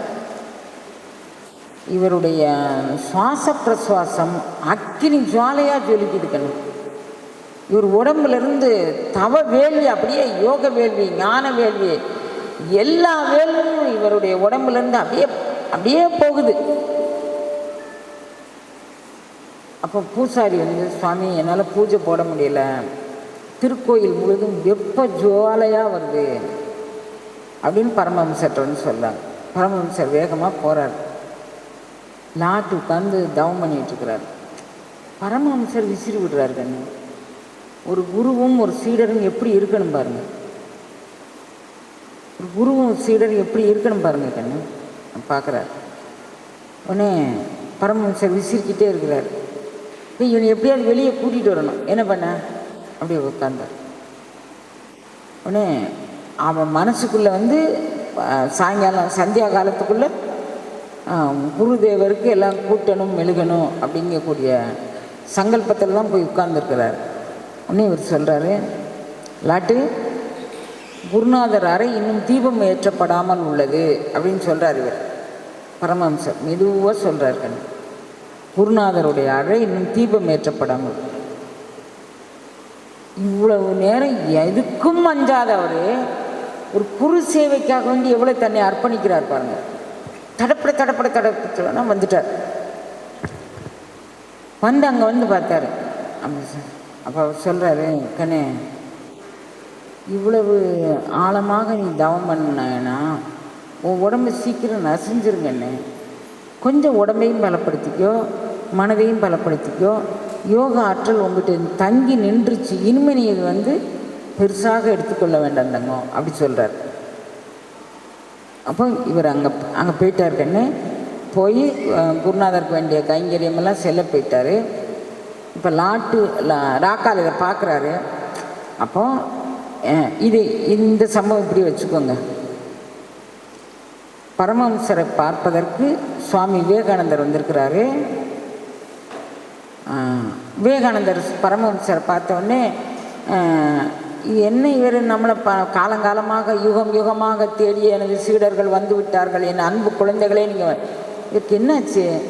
நம்மளை பார்த்தா சொல்லார், வேறு யாரும் அடியவர்கள் வந்திருக்கிறாங்க, யாருன்னு தெரியல, நம்ம தான் இருக்கிறோம். ஏன் சொல்கிறாரு? வாங்கடா குழந்தைங்களா, வாங்கடா குழந்தைங்களா, நான் எவ்வளோ காலம் உங்களுக்கு காத்திருக்கேன் குழந்தைங்களா அப்படி சொல்கிறாரு. கொஞ்ச நேரம் ஆச்சு. வாங்க குழந்தைங்களான்னு அவர் ரூமுக்கு கூட்டிகிட்டு போகிறாரு. சுவாமிஜி மேலே கை வைக்கிறார். கண்ணு சுவாமிஜி வந்து அவருக்கு வெளி உலக சிந்தனையே வரல, வெளி உலக சிந்தனையே இல்லை. எங்கேயோ ஒரு உலகத்துக்கு அவர் போயிட்டார். போகும்போதே இவருக்கு ஒரு உணர்வு வருது, இந்த கிழமை என்னை மெஸ்பரிசம் பண்ணிடுச்சோ, அவருக்கு நினைக்கிறார், சுவாமி விவேகானந்தர் நினைக்கிறாரு, இந்த கிழமை என்ன மெஸ்மரிசம் பண்ணிச்சா ஹிப்னாட்டிசம் பண்ணிச்சா, அவ்வளோ வீக்கானா? ஒரு மெஸ்மரிசம் ஹிப்னாட்டிசம் ஒருத்தரை பண்ணனா இவங்க உடலாலும் மனதாலும் வீக்காக இருக்கவங்கள தான் பண்ண முடியும். ஸ்ட்ராங் வில் இருக்கிறவங்கள யாரும் மெஸ்மரிசம் பண்ண முடியாது. அவர் கேட்குறாரு, ஏன் என்னாச்சு, இவர் என்ன பண்ணார் என்ன, இவர் என்ன பண்ணார் என்ன அப்படி சொல்லிட்டு இருந்தார். அதுவும் போயிடுச்சு. அப்போ இவர் அப்படியே உள்ளுக்குள்ளே அவர் போயிட்டார். ஒரு கொஞ்ச நேரம் கழித்து பரமஹம்சர் வந்திருக்க அன்பர்களை பார்க்க வந்தார். இவங்களை தனி கேட்டகரி, 4-5 பிள்ளைங்களை அவங்க தனி கேட்டகரியாக பிடிச்சிட்டாரு. அவங்க ஸ்டாண்டர்ட் வேறேன்னு 1ஆப்பு 2ஆப்புக்கு பாடம் இருக்கிற மாதிரி மீதி பேர் கூட வந்து பேச வந்துட்டார். கொஞ்சம் நேரம் கழித்து அந்த பிள்ளைங்க வெளியே வந்தாங்க. ஏதேனும் சாப்பிட்டு போங்கப்பா அப்படின்னாங்க. இவர் ஏதோ மெஸ்மரிசம் ஹிப்னாட்டிசம் பண்ணியிருக்கிறாரு, நம்ம இருக்க வேண்டாம் போயிடுவோம்னு 4 பிள்ளைங்களும் கிளம்பிட்டாங்க. ஐயா நாளைக்கு வாங்க என்ன இவர் சொல்கிறார். ஐயா நாளைக்கு வாங்க. ஓ நாளைக்கு வரவே கூடாது கண்ணுங்க. இப்போ இவருக்கு ஹிப்னாட்டிசம் பண்ணது நாளைக்கு இன்னும் கொஞ்சம் ஆழமாக நம்ம இவற்றை சொல்லாமல் வந்தோம். இன்னைக்கு நாளைக்கு வாரேன்னு சொல்லிட்டு வந்தால் இன்னும் ஆழமாக பண்ணுவார். அப்படி இது கூடாது, நம்ம போயிடுவோண்டா அப்படின்னு 4 பேர் வெளியே வந்துட்டாங்க. வெளியே வந்தோடனே அங்கே இவங்க போயிட்டாங்க. சதாவும் இதே பேச்சு தாங்கண்ணே. மறுநாள் கல்லூரியிலையும் இவங்க பாடமெல்லாம் ஒன்றும் படிக்கலை. கல்லூரியில் பாடமே படிக்கலை. இவர் கூட இவரை பற்றியே பேசுகிறாங்க. அப்போ இன்றைக்கெல்லாம் போகக்கூடாதுப்பா, இன்றைக்கெல்லாம் போகக்கூடாது சொல்லிகிட்டே இருக்கிறாங்க. சாயங்காலம் ஆச்சு. அந்த நேற்றுக்கு போனோமே, அது என்ன தான் ஆச்சுன்னு இன்னொருக்கு போய் பார்த்துருவோமே. ஆமாம் எனக்கு அது அப்பயே இருந்துச்சு, நீ போகக்கூடாதுன்னு சொன்னதுனால நான் ஒன்றும் சொல்ல. எனக்கு அது அப்பயே இருந்துச்சு கண்ணு. ஒரு வகுப்பை கட் பண்ணிடுவோம், நேராக போவோம், என்ன தான் நடக்குன்னு பார்ப்போமே. அப்படி என்ன அவர் நம்மளை மெஸ்மரிசம் பண்ணிடுவார், ஹிப்னாட்டிசம் பண்ணிடுவார் அப்படி சொல்கிறாங்க. இவங்களுக்குள்ளே அந்த டிஸ்கஷன் ஓடிட்டே இருக்குது. எப்படியோ வந்து தட்சிணேஸ்வரம் வந்துட்டாங்க. இப்போ பரமஹம்சரை ஃபேஸ் டு ஃபேஸ் பார்க்குறாங்க. பார்த்தோன்னே இப்போ பரமஹம்சர் வந்து இவங்க சொல்கிறாங்க. சொல்லும்போது பரமஹம்சர் மீண்டும் இப்படி கை வைக்கிறார். நேற்றுக்கு சொன்னார், இவர் மெஸ்மரிசம் பண்ணுறாரா ஹிப்னாட்டிசம் பண்ணுறாரா. கடைசியில் ஒரு வார்த்தை சொன்னார், பிரபு நான் தகப்பன் இல்லாத ஒரு குடும்பத்தை சுமக்கும் ஒரு கடமையாளனாக இருக்கேன். அவள் அப்பா இறந்துட்டார். அப்போ எனக்கு தாயாரும் 2 சகோதரிகளும் உள்ளனர் அப்படின்னு சொல்லி அவர் வாய் முணுமுணுத்துச்சு. இன்றைக்கி அவர் கை வைக்கவும் எதுவுமே இல்லை, எந்த முணுமுணுப்புமே இல்லை. அப்படியே ஆழ்ந்துட்டார், மிக ஆழமாக. அப்படியே ஊன்கட்டு உயிர்கட்டு என் உள்ளமும் போய் நான் கெட்டவா பாடி தெள்ளேனம் கொட்டம். இது வந்து வான்கட்டு மார்தம் மாய்ந்து அழல் நீர் மண்கடினும் தான்கட்டல் இன்றி சலிப்பதியா தன்மேனுக்கு. இது ஆண்டவனுக்கு எப்படி செய்யணுமா? தான்கட்டல் இன்றி சலிப்பதியா தன்மையன் இறைவன். அவனுக்கு ஊன்கட்டு உயிர்கட்டு உணர்வு கட்டு எல்லாம் கெட்டுப்போச்சு சுவாமிஜிக்கு. அப்போ நம்ம வந்து அருளாளர்களுடைய அனுபவம் எவ்வாறு இருக்கும் அப்படிங்கிறத நீங்கள் பாருங்கள். வான்கட்டு மாறுதம் மாய்ந்து அழல் நீர் மண்கடினம் தான்கட்டல் இன்னி சலிப்பதியா தன்மையனுக்கு ஊன்கட்டு உயிர்கட்டு உணர்வும் கட்டு அவர் ஆட்பட்டார். இப்போ வந்து திருவாசகம் நமக்கு என்ன சொல்லுது? ஆன்மீகம்னா என்னன்னு தெரிஞ்சுக்கோங்க குழந்தைங்களா. அப்படி திருவாசகம் சொல்லுது. நம்மளை கூப்பிட்டு மணிவாசகர் கூட்டி சொல்கிறாரு, குட்டி ஊதி பிசிக்கிறதோ இதெல்லாம் இது நம்மளை தூய்மைப்படுத்திக் கொள்வதற்கு ஒரு சாதனம் கண்ணு. அக்கமணி மாலை போட்டுக்கிறோம், இது போட்டுக்கிறோம், அது போட்டுக்கிறோம். பற்றற்றார் சேர் பழம்பதி அப்படின்னு சொல்கிறார். இது பற்றுக்களை குறைப்பதற்கு. இப்போ ருத்ராட்சமன் என்ன இந்த வயசு உனக்கு ருத்ராட்சம் போடுற வயசா கேட்பாங்க. திருவாசகம் முற்றுவதற்கு போறியா நீ? திருவாசகம் முற்றுவதற்கு போகிற வயசா இது? எதுக்கு திருவாசகம் முற்றுவதெல்லாம் உனக்கு? திருமந்திரத்தில் கண்ணு ஒரு புதுமண தம்பதியர் திருமந்தன சிந்தனையை படிச்சுட்டு கல்யாணம் கட்டினாங்கன்னு வச்சுக்கோங்களேன். எக்ஸோய் குரோமோசோம் எப்போ வந்து அந்த என்சைம் எப்போ ஃபார்ம் ஆகும்? XY குரோமோசோம் XX குரோமோசோம் எப்போ ஃபார்ம் ஆகும்? திருமந்திரம் சொல்லுது கண்ணு. நீ இப்போமே என்னத்துக்கு அங்கே போய் நீ இப்போமே என்னத்துக்கு அங்கே போய் திருமந்திரமெல்லாம் படிக்க போகிற, உனக்கு என்ன வயசாக போச்சு? வயசு போகலை, ரைட், நீங்கள் சொன்ன மாதிரியே கேட்டுக்கிறேன். உனக்கு பொம்பளை பிள்ளை வேணும்னா பொம்பளை பிள்ளை பெற்றுக்கோ, ஆம்பளை பிள்ளை வேணும்னா ஆம்பளை பிள்ளை பெற்றுக்கோ. ஊனமில் யோனியில் உள் வினை பிழைக்கணுமா? திருவாசகம் சொல்லுதுக்கணும், ஊனமில் யோனியின் உள் வினை பிழைக்கணுமா?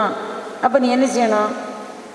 நல்ல விதையாக அந்த தாயை, அந்த மனைவியோட கருப்பைக்குள் நல்ல விதையை நீ போடணும். பொக்கு விதை போடக்கூடாது. அந்த பொக்கு விதை போடாமல் நல்ல விதை போடுறதுக்கு நான் என்ன செய்யணும், என் மனைவி என்ன செய்யணும்?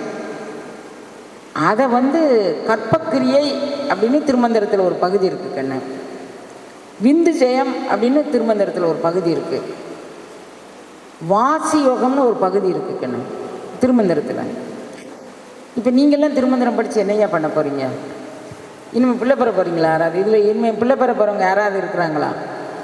இல்லை, பெற்றுட்டீங்க. இனிமேல் பெறக்கூடாதுங்கிறதுக்காண்டி சாதனத்தையும் மாற்றிட்டீங்க. இப்போ நீங்கள் திருமந்திரம் படித்து என்ன பண்ண போகிறீங்க?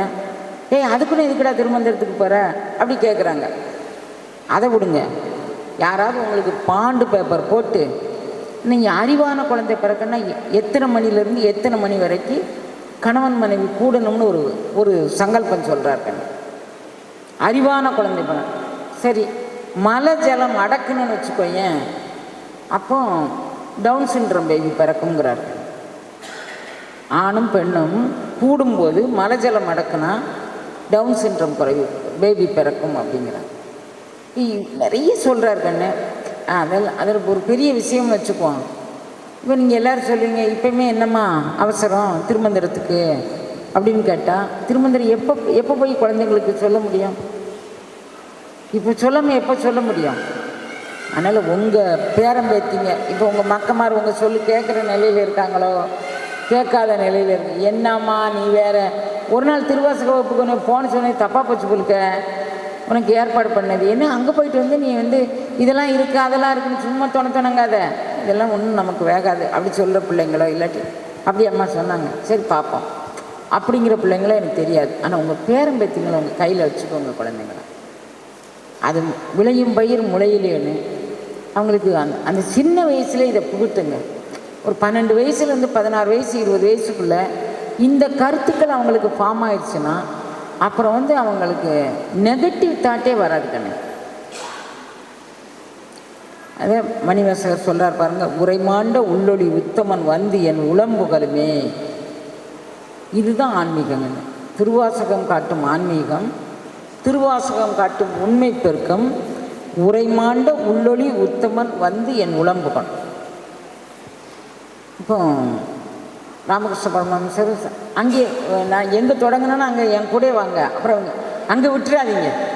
ராமகிருஷ்ண பரமஹம்சர் விவேகானந்தர் இருக்காங்கல்ல, அப்போ விவேகானந்தர் நினைக்கிறாரு, நாம் வாழ்ந்த வாழ்க்கையும் தாண்டி ஏதோ ஒரு அருள்நிலை அனுபவம் உள்ளது.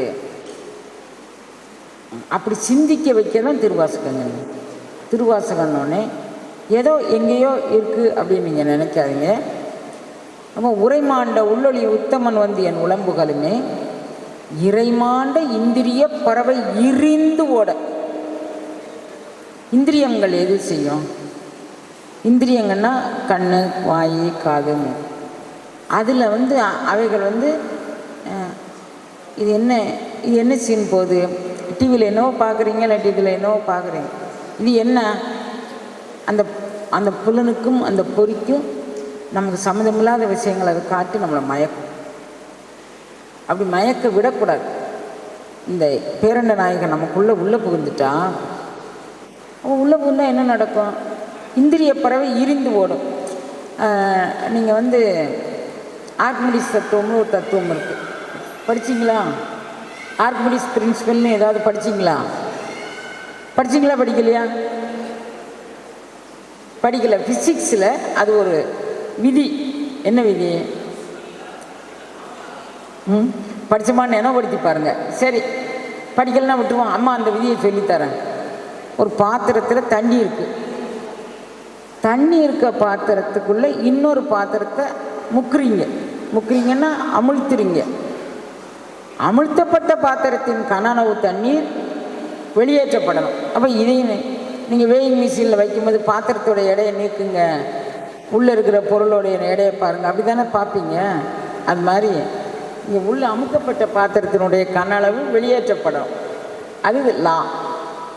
இப்போ பேரண்ட நாயகனை நீங்கள் உள்வாங்கினீங்கன்னா அந்த அளவுக்கு உங்ககிட்ட உள்ளே இருக்கக்கூடிய காமம், குரோதம், லோபம், மோகம், மதம், மாத்சரி வெளியேற்றப்படும். அமிழ்த்தப்பட்ட பாத்திரத்தின் கன அளவு தண்ணீர் வெளியேற்றப்படும். ஆன்மீகம்னா வேறு எதுவுமே நினச்சிக்கிடாங்க கண்ணு. என்ன பண்ணணும்? நான் ஆன்மீகத்துக்குள்ளே போகணுன்னு நினைக்கிறேன். எனக்கு இந்த தொடர்ந்து ஒரு 3 நாள் சத்சங்கத்தில் வெளியே வரணும். அம்மா நான் ஆன்மீகத்துக்குள்ளே போகணுன்னு நினைக்கிறேன், நான் என்ன பண்ணணும்? ஆன்மீகத்துக்குள்ளே நீங்கள் போகவே வேண்டாங்க. நீங்கள் இருக்கிற மாதிரியே இருங்க. நீங்கள் எங்கேயும் போக வேண்டாம், நீங்கள் இருக்கிற மாதிரியே இருங்க. ஆனால் அமிழ்த்தப்பட்ட பாத்திரம் நீங்கள் இறைவனை உள்ளுணரணும் அப்படின்னு நினச்சிங்கன்னா அந்த நினப்பு அந்த மாத்திரத்தில் என்ன உலகம், இவ்வளோதான் உலகம். பார்க்குறீங்க, நிறைய பேரை பார்க்குறீங்க. ஒரு ஆக்சிடெண்ட் கேள்விப்படுறீங்க, ஒருத்தங்க திடீர்னு ஏதோ பெரிய இடத்துக்கு போயிட்டாங்கன்னு கேள்விப்பட்டு, இவ்வளோதான் உலகம். அப்போ நமக்கும் இது சம்பவிக்க எவ்வளோ நேரம் ஆகும்னு சொல்ல முடியாது. ஏன்னா நம்ம எல்லாருமே டேட் ஆஃப் பர்த்துன்னு ஒரு காலம் இருக்குது. நம்ம எங்கே போனாலும் ஒரு ஃபார்மில் ஒரு டேட் ஆஃப் பர்த்துன்னு ஒரு காலம் இருக்குது. டேட் ஆஃப் டெத்துன்னு ஏதாவது காலம் இருக்கா கண்ணு? அது ஃபில் பண்ண முடியாதுல்ல நம்மளால்.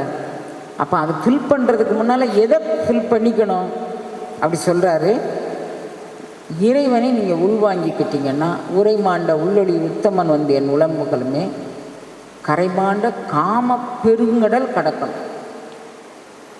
இந்திரிய பறவைகள் இரிந்து ஓடணும். அதுதான் லா. அதை நீங்கள் முதல்ல செய்யுங்க அப்படி சொல்கிறாரு நம்ம மணிவாசக பெருந்தகை. வேறு வேறு வேறு இதுதான் லாவா? இதை தாண்டி என்ன இருக்குது? திருவாசகம் நமக்கு உள்ளார புகுந்துருச்சுன்னு வச்சுக்கோமே. திருவாசகம் நமக்கு உள்ளே புகுந்துக்கிடுச்சுன்னா நாம் இதையெல்லாம் செய்யணும் அப்படின்னு சொல்லி அவர் சொல்கிறார். அதுக்கப்புறம் வேறு என்ன செய்யணும்னு அவர் நம்மகிட்ட எதிர்பார்த்து சொல்கிறாரு அப்படின்னா,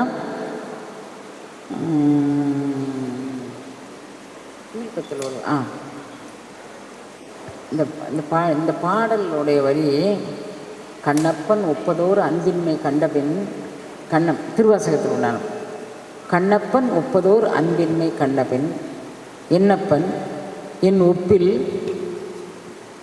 என்ன ஆட்கொண்டான் வண்ண பணித்து என்னை வா என்ற வான்கருணை. அவன் பண்ண கருணை கொஞ்சம் நெஞ்ச கருணை இல்லைடா, வான் கருணைடா.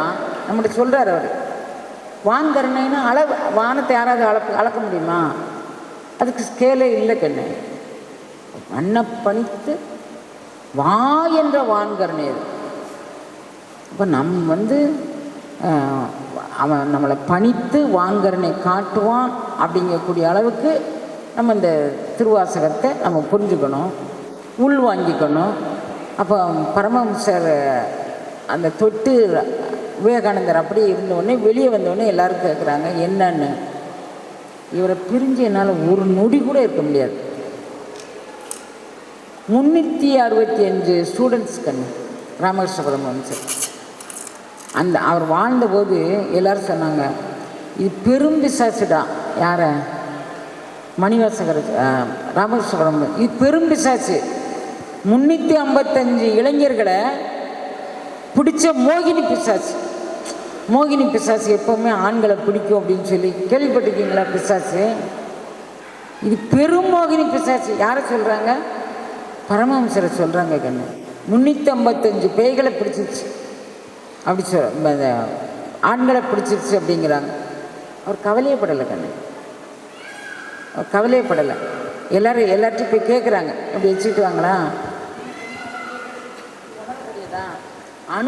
அனுபவித்து மாண்டு போகக்கூடியது. எல்லாத்தையும் போய் கேட்பாங்க, நீங்கள் இங்கே வந்தோடனே என்ன கண்டீங்க, என்ன பார்த்தீங்க? இது பார்க்கும் பொருள் அல்ல, கேட்கும் பொருள், உணரும் உணர்வு. இது உணரும் உணர்வு கண்ணு, பார்க்கக்கூடிய பொருள் இல்லை இது. அப்போ இவங்க பரமஹம்சர்கிட்ட கேட்குறேன், நீங்கள் இங்கே வந்தீங்களே என்ன தெரிஞ்சுக்கிட்டீங்கன்னு விவேகானந்தர்கிட்ட கேட்குறேன். அவர் சொல்கிறார் கண்ணு, அந்த ஒரு வார்த்தை இது என்னை ரொம்ப ஆழமாக தைத்த வார்த்தை. அந்தரங்கத்தின் அந்தரங்கம் நுகர முடியாத சொல்றார். அந்தரங்கத்தின் அந்தரங்கம் நுகர முடியாத ஒரு ஆன்ம பேரொளி என்னை ஆட்கொண்டது. அது வயப்பட்ட உடனே எனக்கு நான் என்பது அறியேன். மன வாசகம் கடந்தான், என்னை மத்த உண்மத்தன் ஆக்கினான் அப்படி சொல்ற.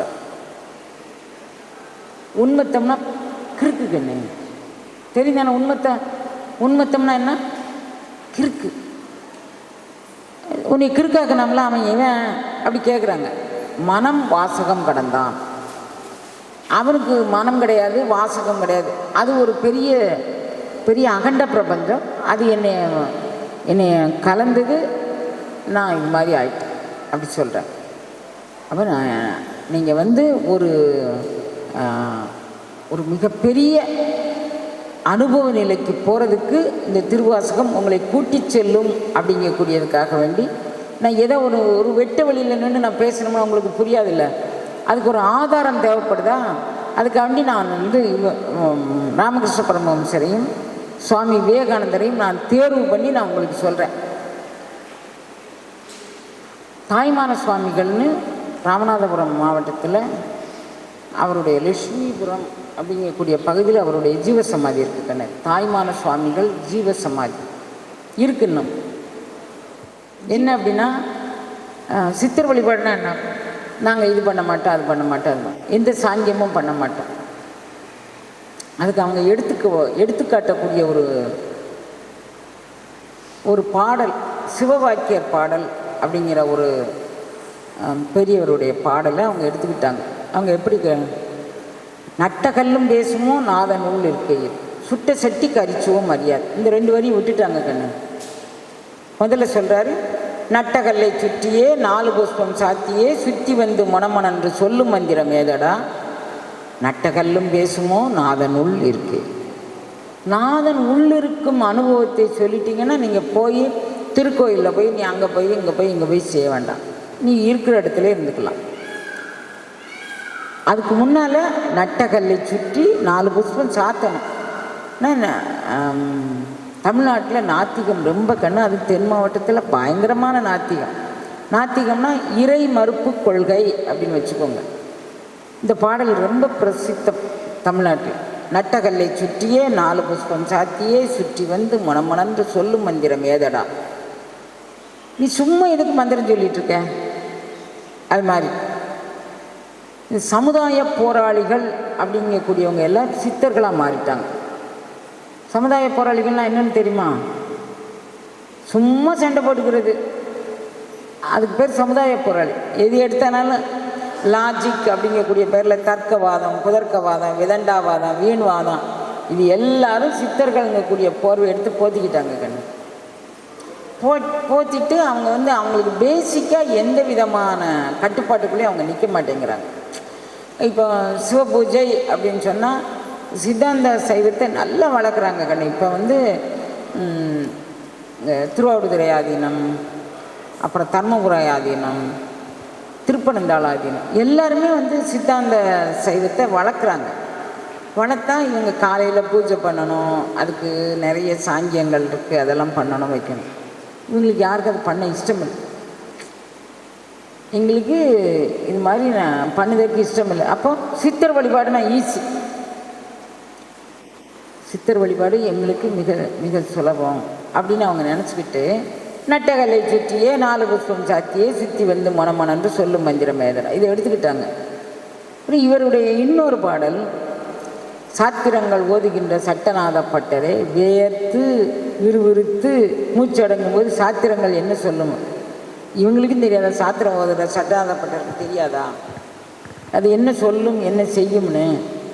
வம்புக்கு இந்த போராளிகள் வம்புக்கு இழுத்துக்கிட்டு அவங்களுக்கு எப்போ பேரண்ட நாயகனை ஒருத்தர் உள்வாங்குறாரோ அவங்கள ஒரு ஜாதி கொண்டுக்குள்ளே அடைக்கக்கூடாது கண்ணு.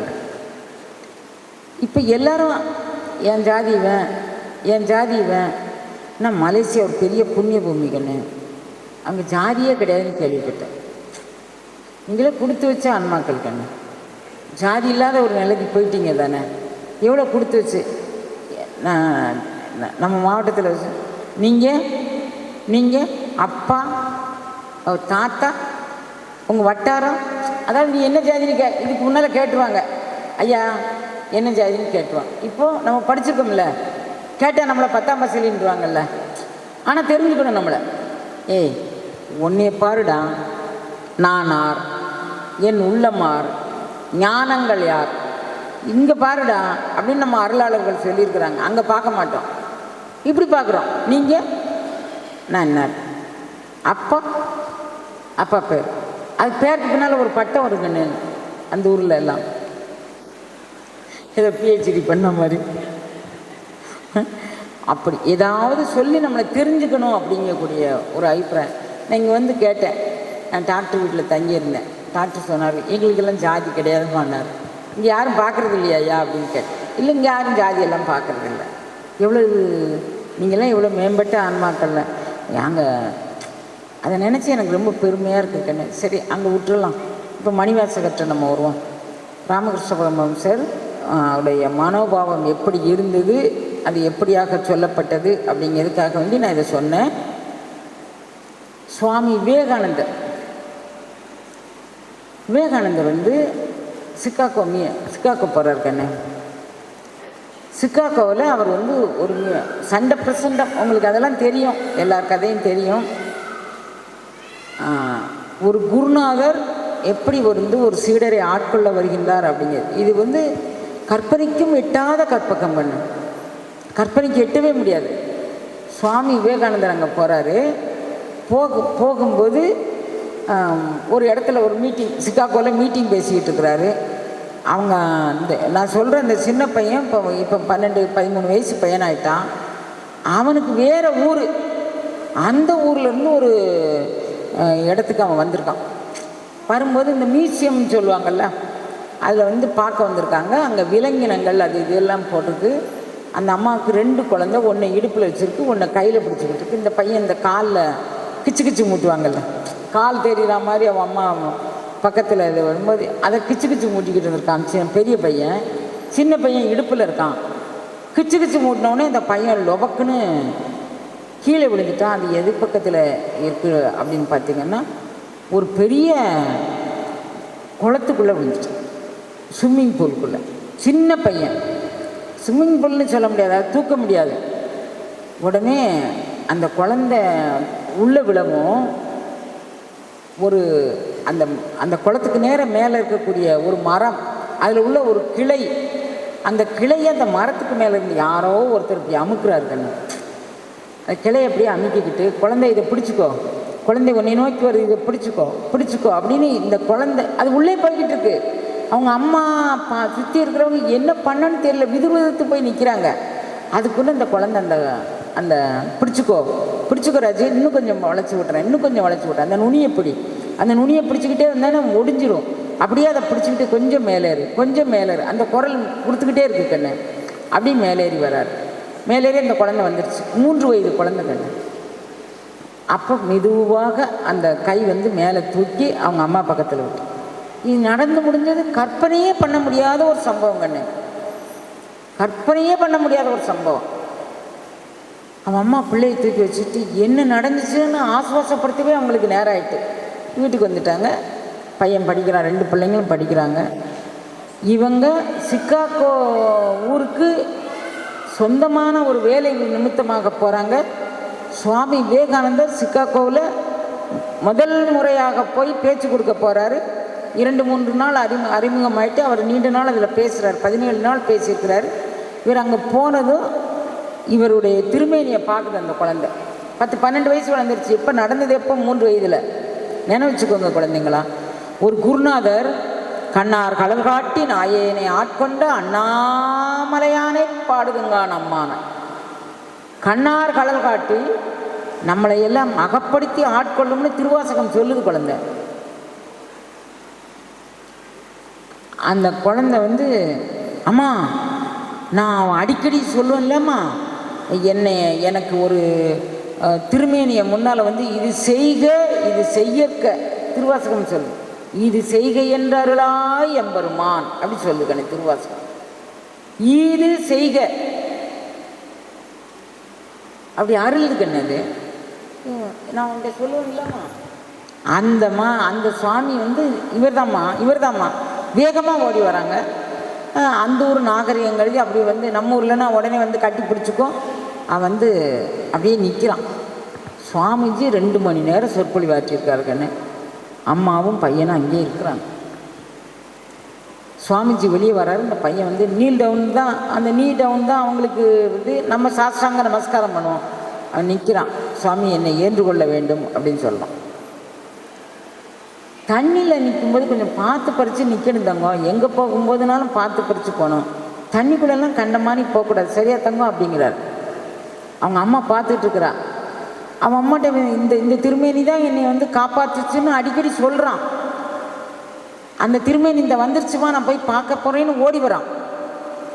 3 வயதில் பார்த்த திருமேனி கண்ணு, 3 வயதில் தண்ணிக்குள்ளே இருந்து காப்பாற்றிய திருமேனி இப்போ 12-13 வயசில் வந்து சிகாகோ மீட்டிங்கில் சந்திக்குது.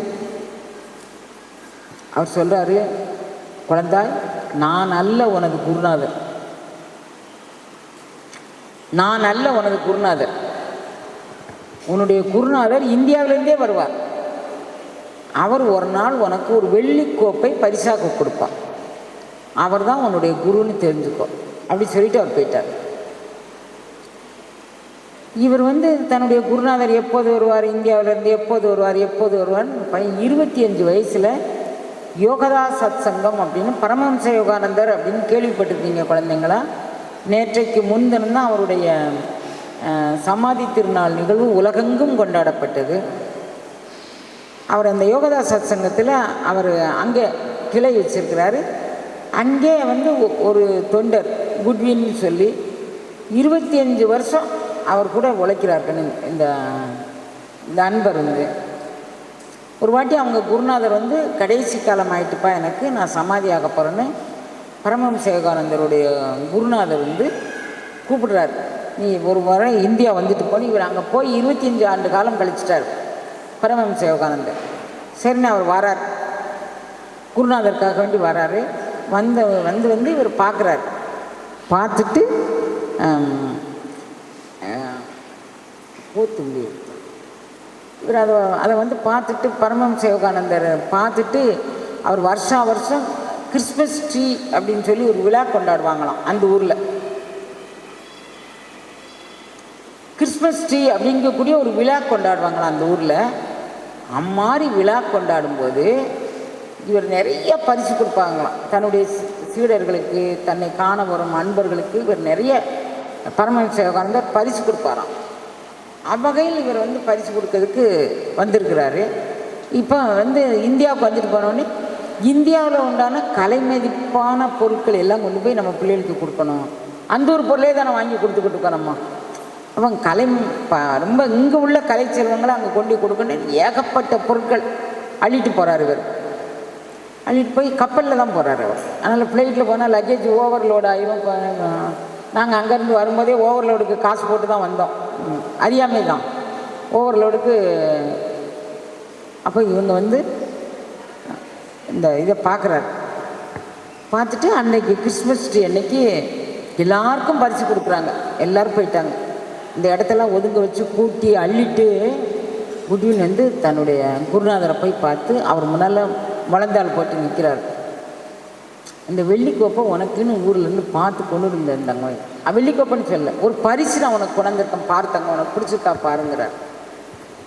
இவர் அந்த கோப்பையை வாங்குறார். வாங்கிட்டு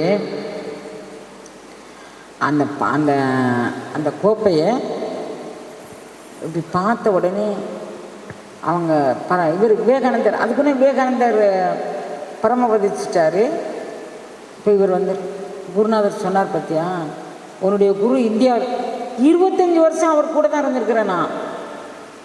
இதுதான் என் குருன்னு எனக்கு கண்டுபிடிக்க தெரியல கண்ணு. அவர் கூட தானே 25 ஆண்டு பயணித்தேன். அப்போ எப்போ வினை பழுக்கும் காலம் வந்தால் தான் கண்ணு யாரை எப்போது சந்திக்கணும், எப்படி சந்திக்கணும், எப்படி அப்படிங்கிறது அது அப்போ தான் கண்ணு சொல்லும். அதுக்கு இடையில் நமக்கு தெரியாது யார் நமது குரு, நான் எப்படி ஆட்கொள்ளணும். உண்மையிலே ஒரு குருவை நீங்கள் தேடினீங்கன்னா நீங்கள் தேடணும்னு அவசியம் இல்லை. உங்கள் மனம் தேடணும், உங்கள் உணர்வு தேடணும். குரு உங்களை தேடி வந்துடுவார் கண்ணு. அதான் சத்தியம். அப்படிதான் மணிவாசக பெருந்தகை அவர் ஒரு அமைச்சராக தான் இருந்தார். அந்த அந்த அரசன் சொன்னால் இந்த இது போயிடுச்சுப்பா, என்ன படை போயிட்டு குதிரைப்படை போயிட்டுப்பா, நீ போய் குதிரை வாங்கிட்டு வாப்பா அப்படி சொன்னார். யார்? மணிவாசகர் அமைச்சராக இருக்கிறாரு, முதலமைச்சராக. ராஜா கூட்டி சொல்கிறார், நீ போய் குதிரை வாங்கிட்டு வரியா தங்கம் அப்படிங்கிற. சரி, நீ நம்பிக்கை மிக்க முதலமைச்சர், நீ போய் கஜானா திறந்து நீ எடுத்துக்கப்பான்ட்டார். இவருக்கு கஜானாவை திறந்து எடுத்துகிட்டு இப்படி போகிறார். அப்போ எதிரால மணிவாசகரை தேடி எங்கும் நீக்கமறை நிறைந்த பரம்பொருள் வருதுக்கணும், மணிவாசகரை தேடி வருது. அப்போ நம்ம போக வேண்டாமா? நம்மகிட்ட சத்தியம் இருக்கணுங்கண்ணு, ஆன்ம தேடல் இருக்கணும். நான் இந்த இப்பிறவியில் இறைவனை நான் அடைய வேண்டும். அது தாகம், தண்ணிக்கு தாகம் எடுக்கிற மாதிரி, வெயிலில் தாகம் எடுக்கிற மாதிரி, அந்த மாதிரி அந்த தாகம் இருக்கணுங்கண்ணு. அப்படி இருந்துச்சு அப்படின்னு சொன்னால் நீங்கள் உங்களை தேடி இறைவனே வந்துடுவான். மணிவாசகரை தேடி வந்திருக்கிறாரு, தாய்மான சுவாமிகளை தேடி வந்திருக்கிறாரு, அருணகிரிநாதரை தேடி வந்திருக்கிறாருங்கண்ணு. யாரையும் இறைவன் தேடி போகாமல் இல்லை. இது பெரிய குழந்தை, இது சின்ன குழந்தை, அந்த பாரமே பார்க்கல. இப்போ பரமஹம்ச யோகானந்தர் தன்னுடைய அந்த குட்வினுக்காக வேண்டி ஒரு பரிசோடு வந்திருக்கிறார். ஏமா இத்தனை நாளும் உங்களுக்கு கிடைதானையா? நான் அந்த அந்த பரிசு பொருளை பார்த்த உடனே கண்ணு இவருக்கு முதல்ல மணிவாசகர் ஒரு நிலை சொல்கிறாருன்னு, நான் உன்னை பார்த்த உடனே வாங்கட்டு மாறுதமாய்ந்து அழல் நீர் மண்கடினம் தாங்கட்டலின்றி செழிப்பெரியார் தன்மேனுக்கு ஊன்கட்டு உயிர்கட்டு உணர்வு கட்டுச்சு அப்படின்னாரு. இப்போ என்ன செய்யுது? இப்போ சொல்கிறாரு கண்ணு, ஊனாய் என் ஊனெல்லாம் நீ தான்ப்பா இருக்கிற, ஊனாய் என் முதல்ல உயிர் ஊன் இருந்தது, உயிர் போச்சு, அது போச்சு. இப்போ என் ஊனுக்குள்ளே நீ தான் இருக்கிற, என் உயிருக்குள்ளே நீ தான் இருக்கிற, என் உணர்வுக்குள்ளே நீ. அப்போதை போச்சு, கெட்டு போச்சு. நீ கெட்டு போச்சது உண்மையா? இப்போ நிற்கிது உண்மையா? சொல்லுங்க ஐயா. அப்போதான் ஒரு பாட்டில் சொன்னார்லாம், இப்போ அது உண்மையா இது உண்மையா? அது கெட்டுப்போன ஊன் என்ன ஊன் தெரியுமா கண்ணு? மலம் சோறும் 9 வாயிற் குடிலை. திருவாசகம் தான் கண்ணு இது சொல்லுது. மலம் சோறும் 9 இந்த உடல் வந்து மலம் சோறக்கூடிய உடல். அதில் உள்ள ஊன் கெட்டு போச்சு கண்ணு, அதில் உள்ள உடல் கெட்டு போச்சு. இப்போ என்ன? அள்ளூர் ஆக்கை அமைத்தான் இறைவன். அந்த ஊனெல்லாம் அவன் நிரம்பி நின்றான். அள்ளூர் ஆக்கைன்னா தேன் ஒப்பதோர் ஆக்கை அப்படின்னு பேர், சிவ ஒளியான ஆக்கைன்னு பேர். இந்த அனுபவம் ஏற ஏற கண்ணு, நீங்கள் திருவாசகம் படிங்க, திருவாசகம் உங்களுக்குள்ளே ஏற ஏற ஏற ஏற ஏற அது உங்களுக்குள்ளே என்னென்னமோ பண்ணிடுங்கண்ணே. என்ன பண்ணும் அப்படின்னு சொல்ல தெரியல, அத்தனையும் பண்ணும். அது என்ன பண்ணும்?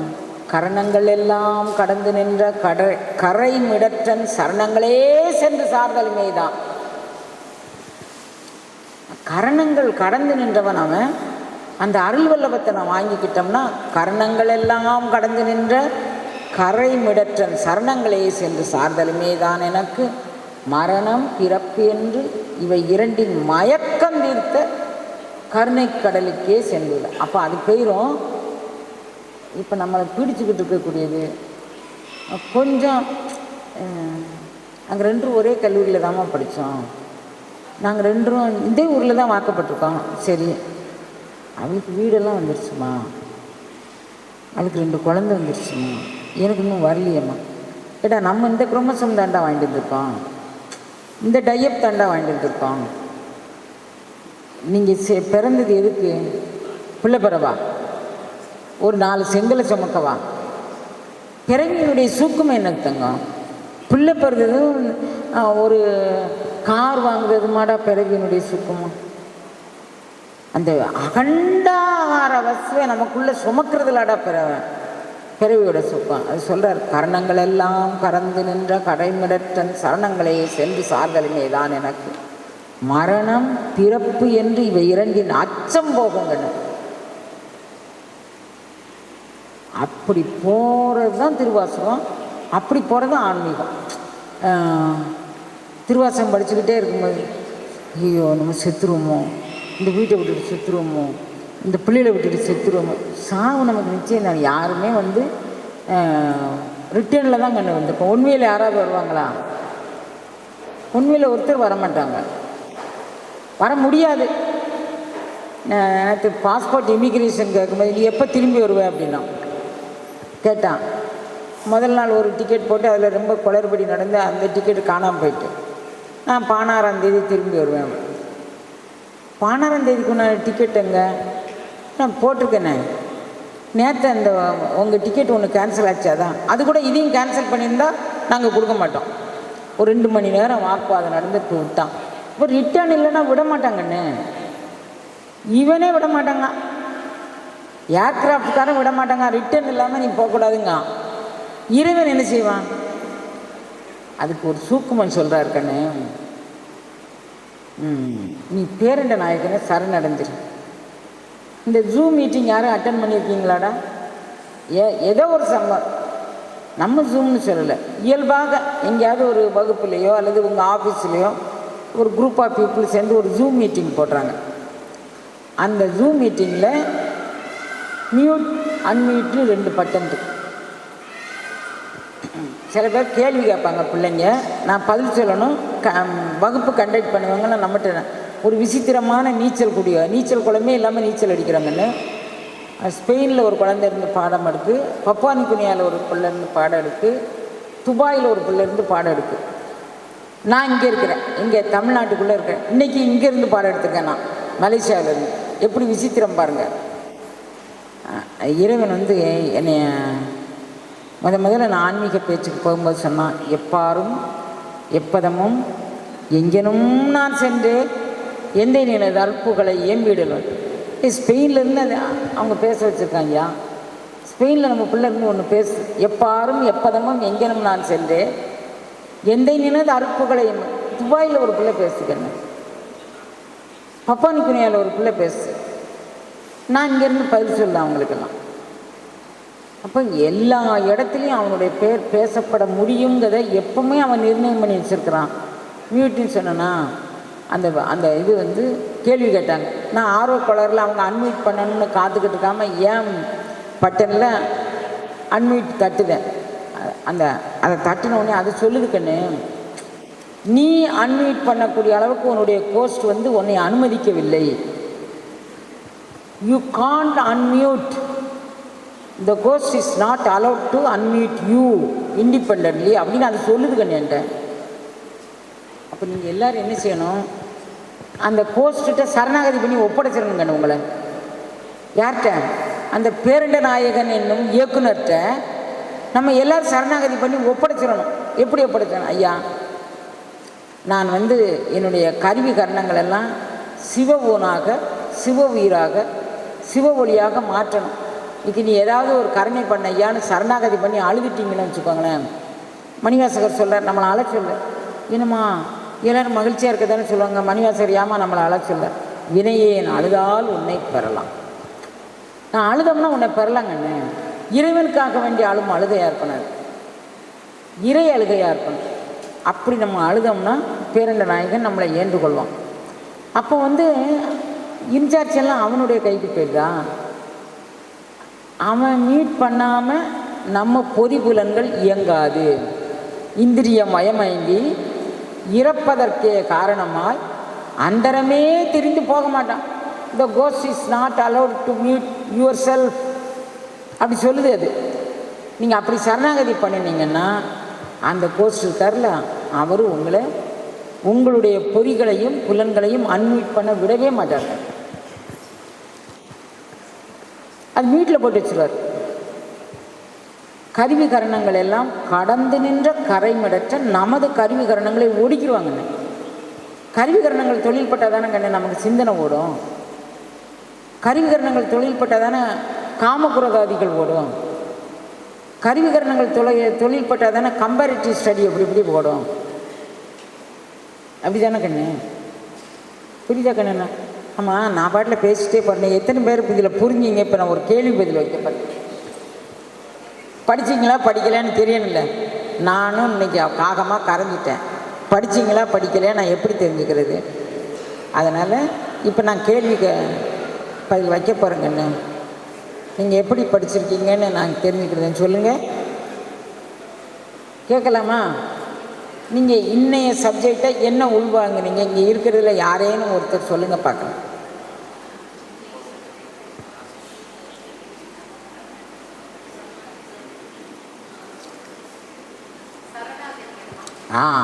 கர கர கர கர கர கர கர கர இந்த சரணாகதி பண்ணிட்டீங்கன்னு வச்சுக்கோங்க, கோஸ்ட் அன்மியூட் பண்ணிடுவாங்க, மியூட் பண்ணிடுவாங்கள. அப்போ நம்ம கல்வி கரணங்கள்லாம் தொழில் படாது கண்ணு. சரியா? அப்போ நீங்கள் அந்த அளவுக்கு உங்களை உயர்த்தி கொள்ள வேண்டும். நான் பாட நல்ல டீச்சர் தானடா. அப்போ வாங்க, நீங்கள் என்ன உள்வாங்குனீங்க? நான் ஒரே ஒரு எண்ணத்தில் தான் நான் உள்வாங்கினேன். அதுனா முற்றிலும் நீ அவரை நினைச்சின்னா நீ ஃபோக்கஸ் அங்கே இருக்கணும், ஒரே இடத்துல ஃபோக்கஸ். அது சரி. அப்போ இன்னொரு கர கர கர கர கர வேறடா, கடைநல்லூர் பிள்ளைங்களாம் எந்திக்கக்கூடாது.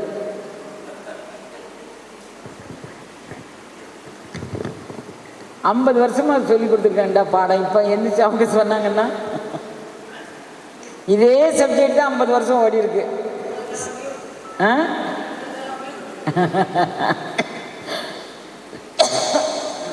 சரி, ஏதோ புரிஞ்சிங்க, கொஞ்சம் புரிஞ்சிங்களா? அது வரை நன்றது தான். இப்போ வகுப்பை நிறைய செஞ்சுருவோமா? நீ எதுவும் சொல்லணும் மக்கள். கரகரமா பார்வதி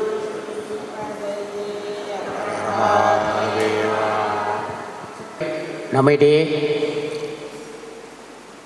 விவேகானந்தா பற்றியும் ராமகிருஷ்ண பரமஹம்சர் பற்றியும், குறிப்பாக திருவாசகம் என்னும் தேன் என்ற மகுடத்தின் கீழ் மிகச்சிறப்பாக தன்னுடைய கருத்தை எல்லாம் நம்மிடையே கலந்து முன்வைத்தமைக்கு இப்போ இந்து தேவஸ்தான பரிபாலன சபாவின் சார்பாகவும் அவரோடு இணைந்து இந்த ஏற்பாட்டினை மிக அற்புதமாக ஏற்படுத்தியிருந்த ஸ்ரீ சித்தி விநாயகர் ஆலயத்தினுடைய பொறுப்பாளராக இருந்தக்கூடிய திரு கணேசன் அவர்களுக்கும் இந்த வேளையிலே நன்றி கூறுகின்ற அதே வேளையிலே,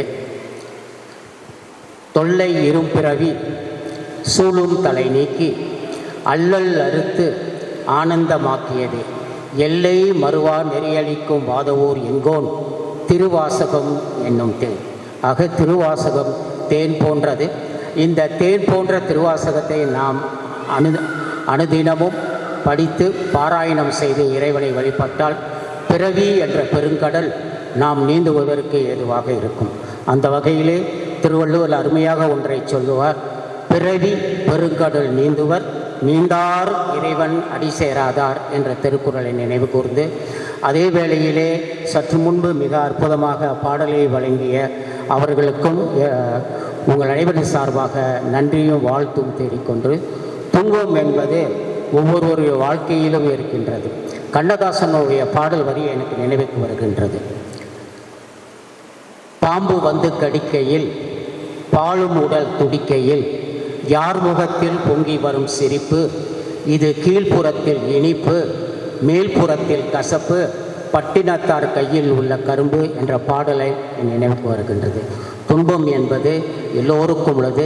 அதை கடக்க வேண்டும் என்றால் இறைவனுடைய அருள் வேண்டும் என்ற இந்த நிலையிலே சொல்லி, உங்கள் அனைவருக்கும் இதுவரை இருந்து அமைதியாக இந்த சொற்பொழிவினை கேட்டமைக்கும் நிச்சயமாக நீங்கள் நன்பயணம் நல்ல நிலையில் இருப்பதற்குரிய வாய்ப்பை ஏற்படுத்தி தந்த ஏற்பாட்டாளர்களுக்கும் உங்கள் அனைவரும் சார்பாக நன்றி கூர்ந்து வாழ்த்துதலையும் கூறி நிறைவு செய்கின்றேன்.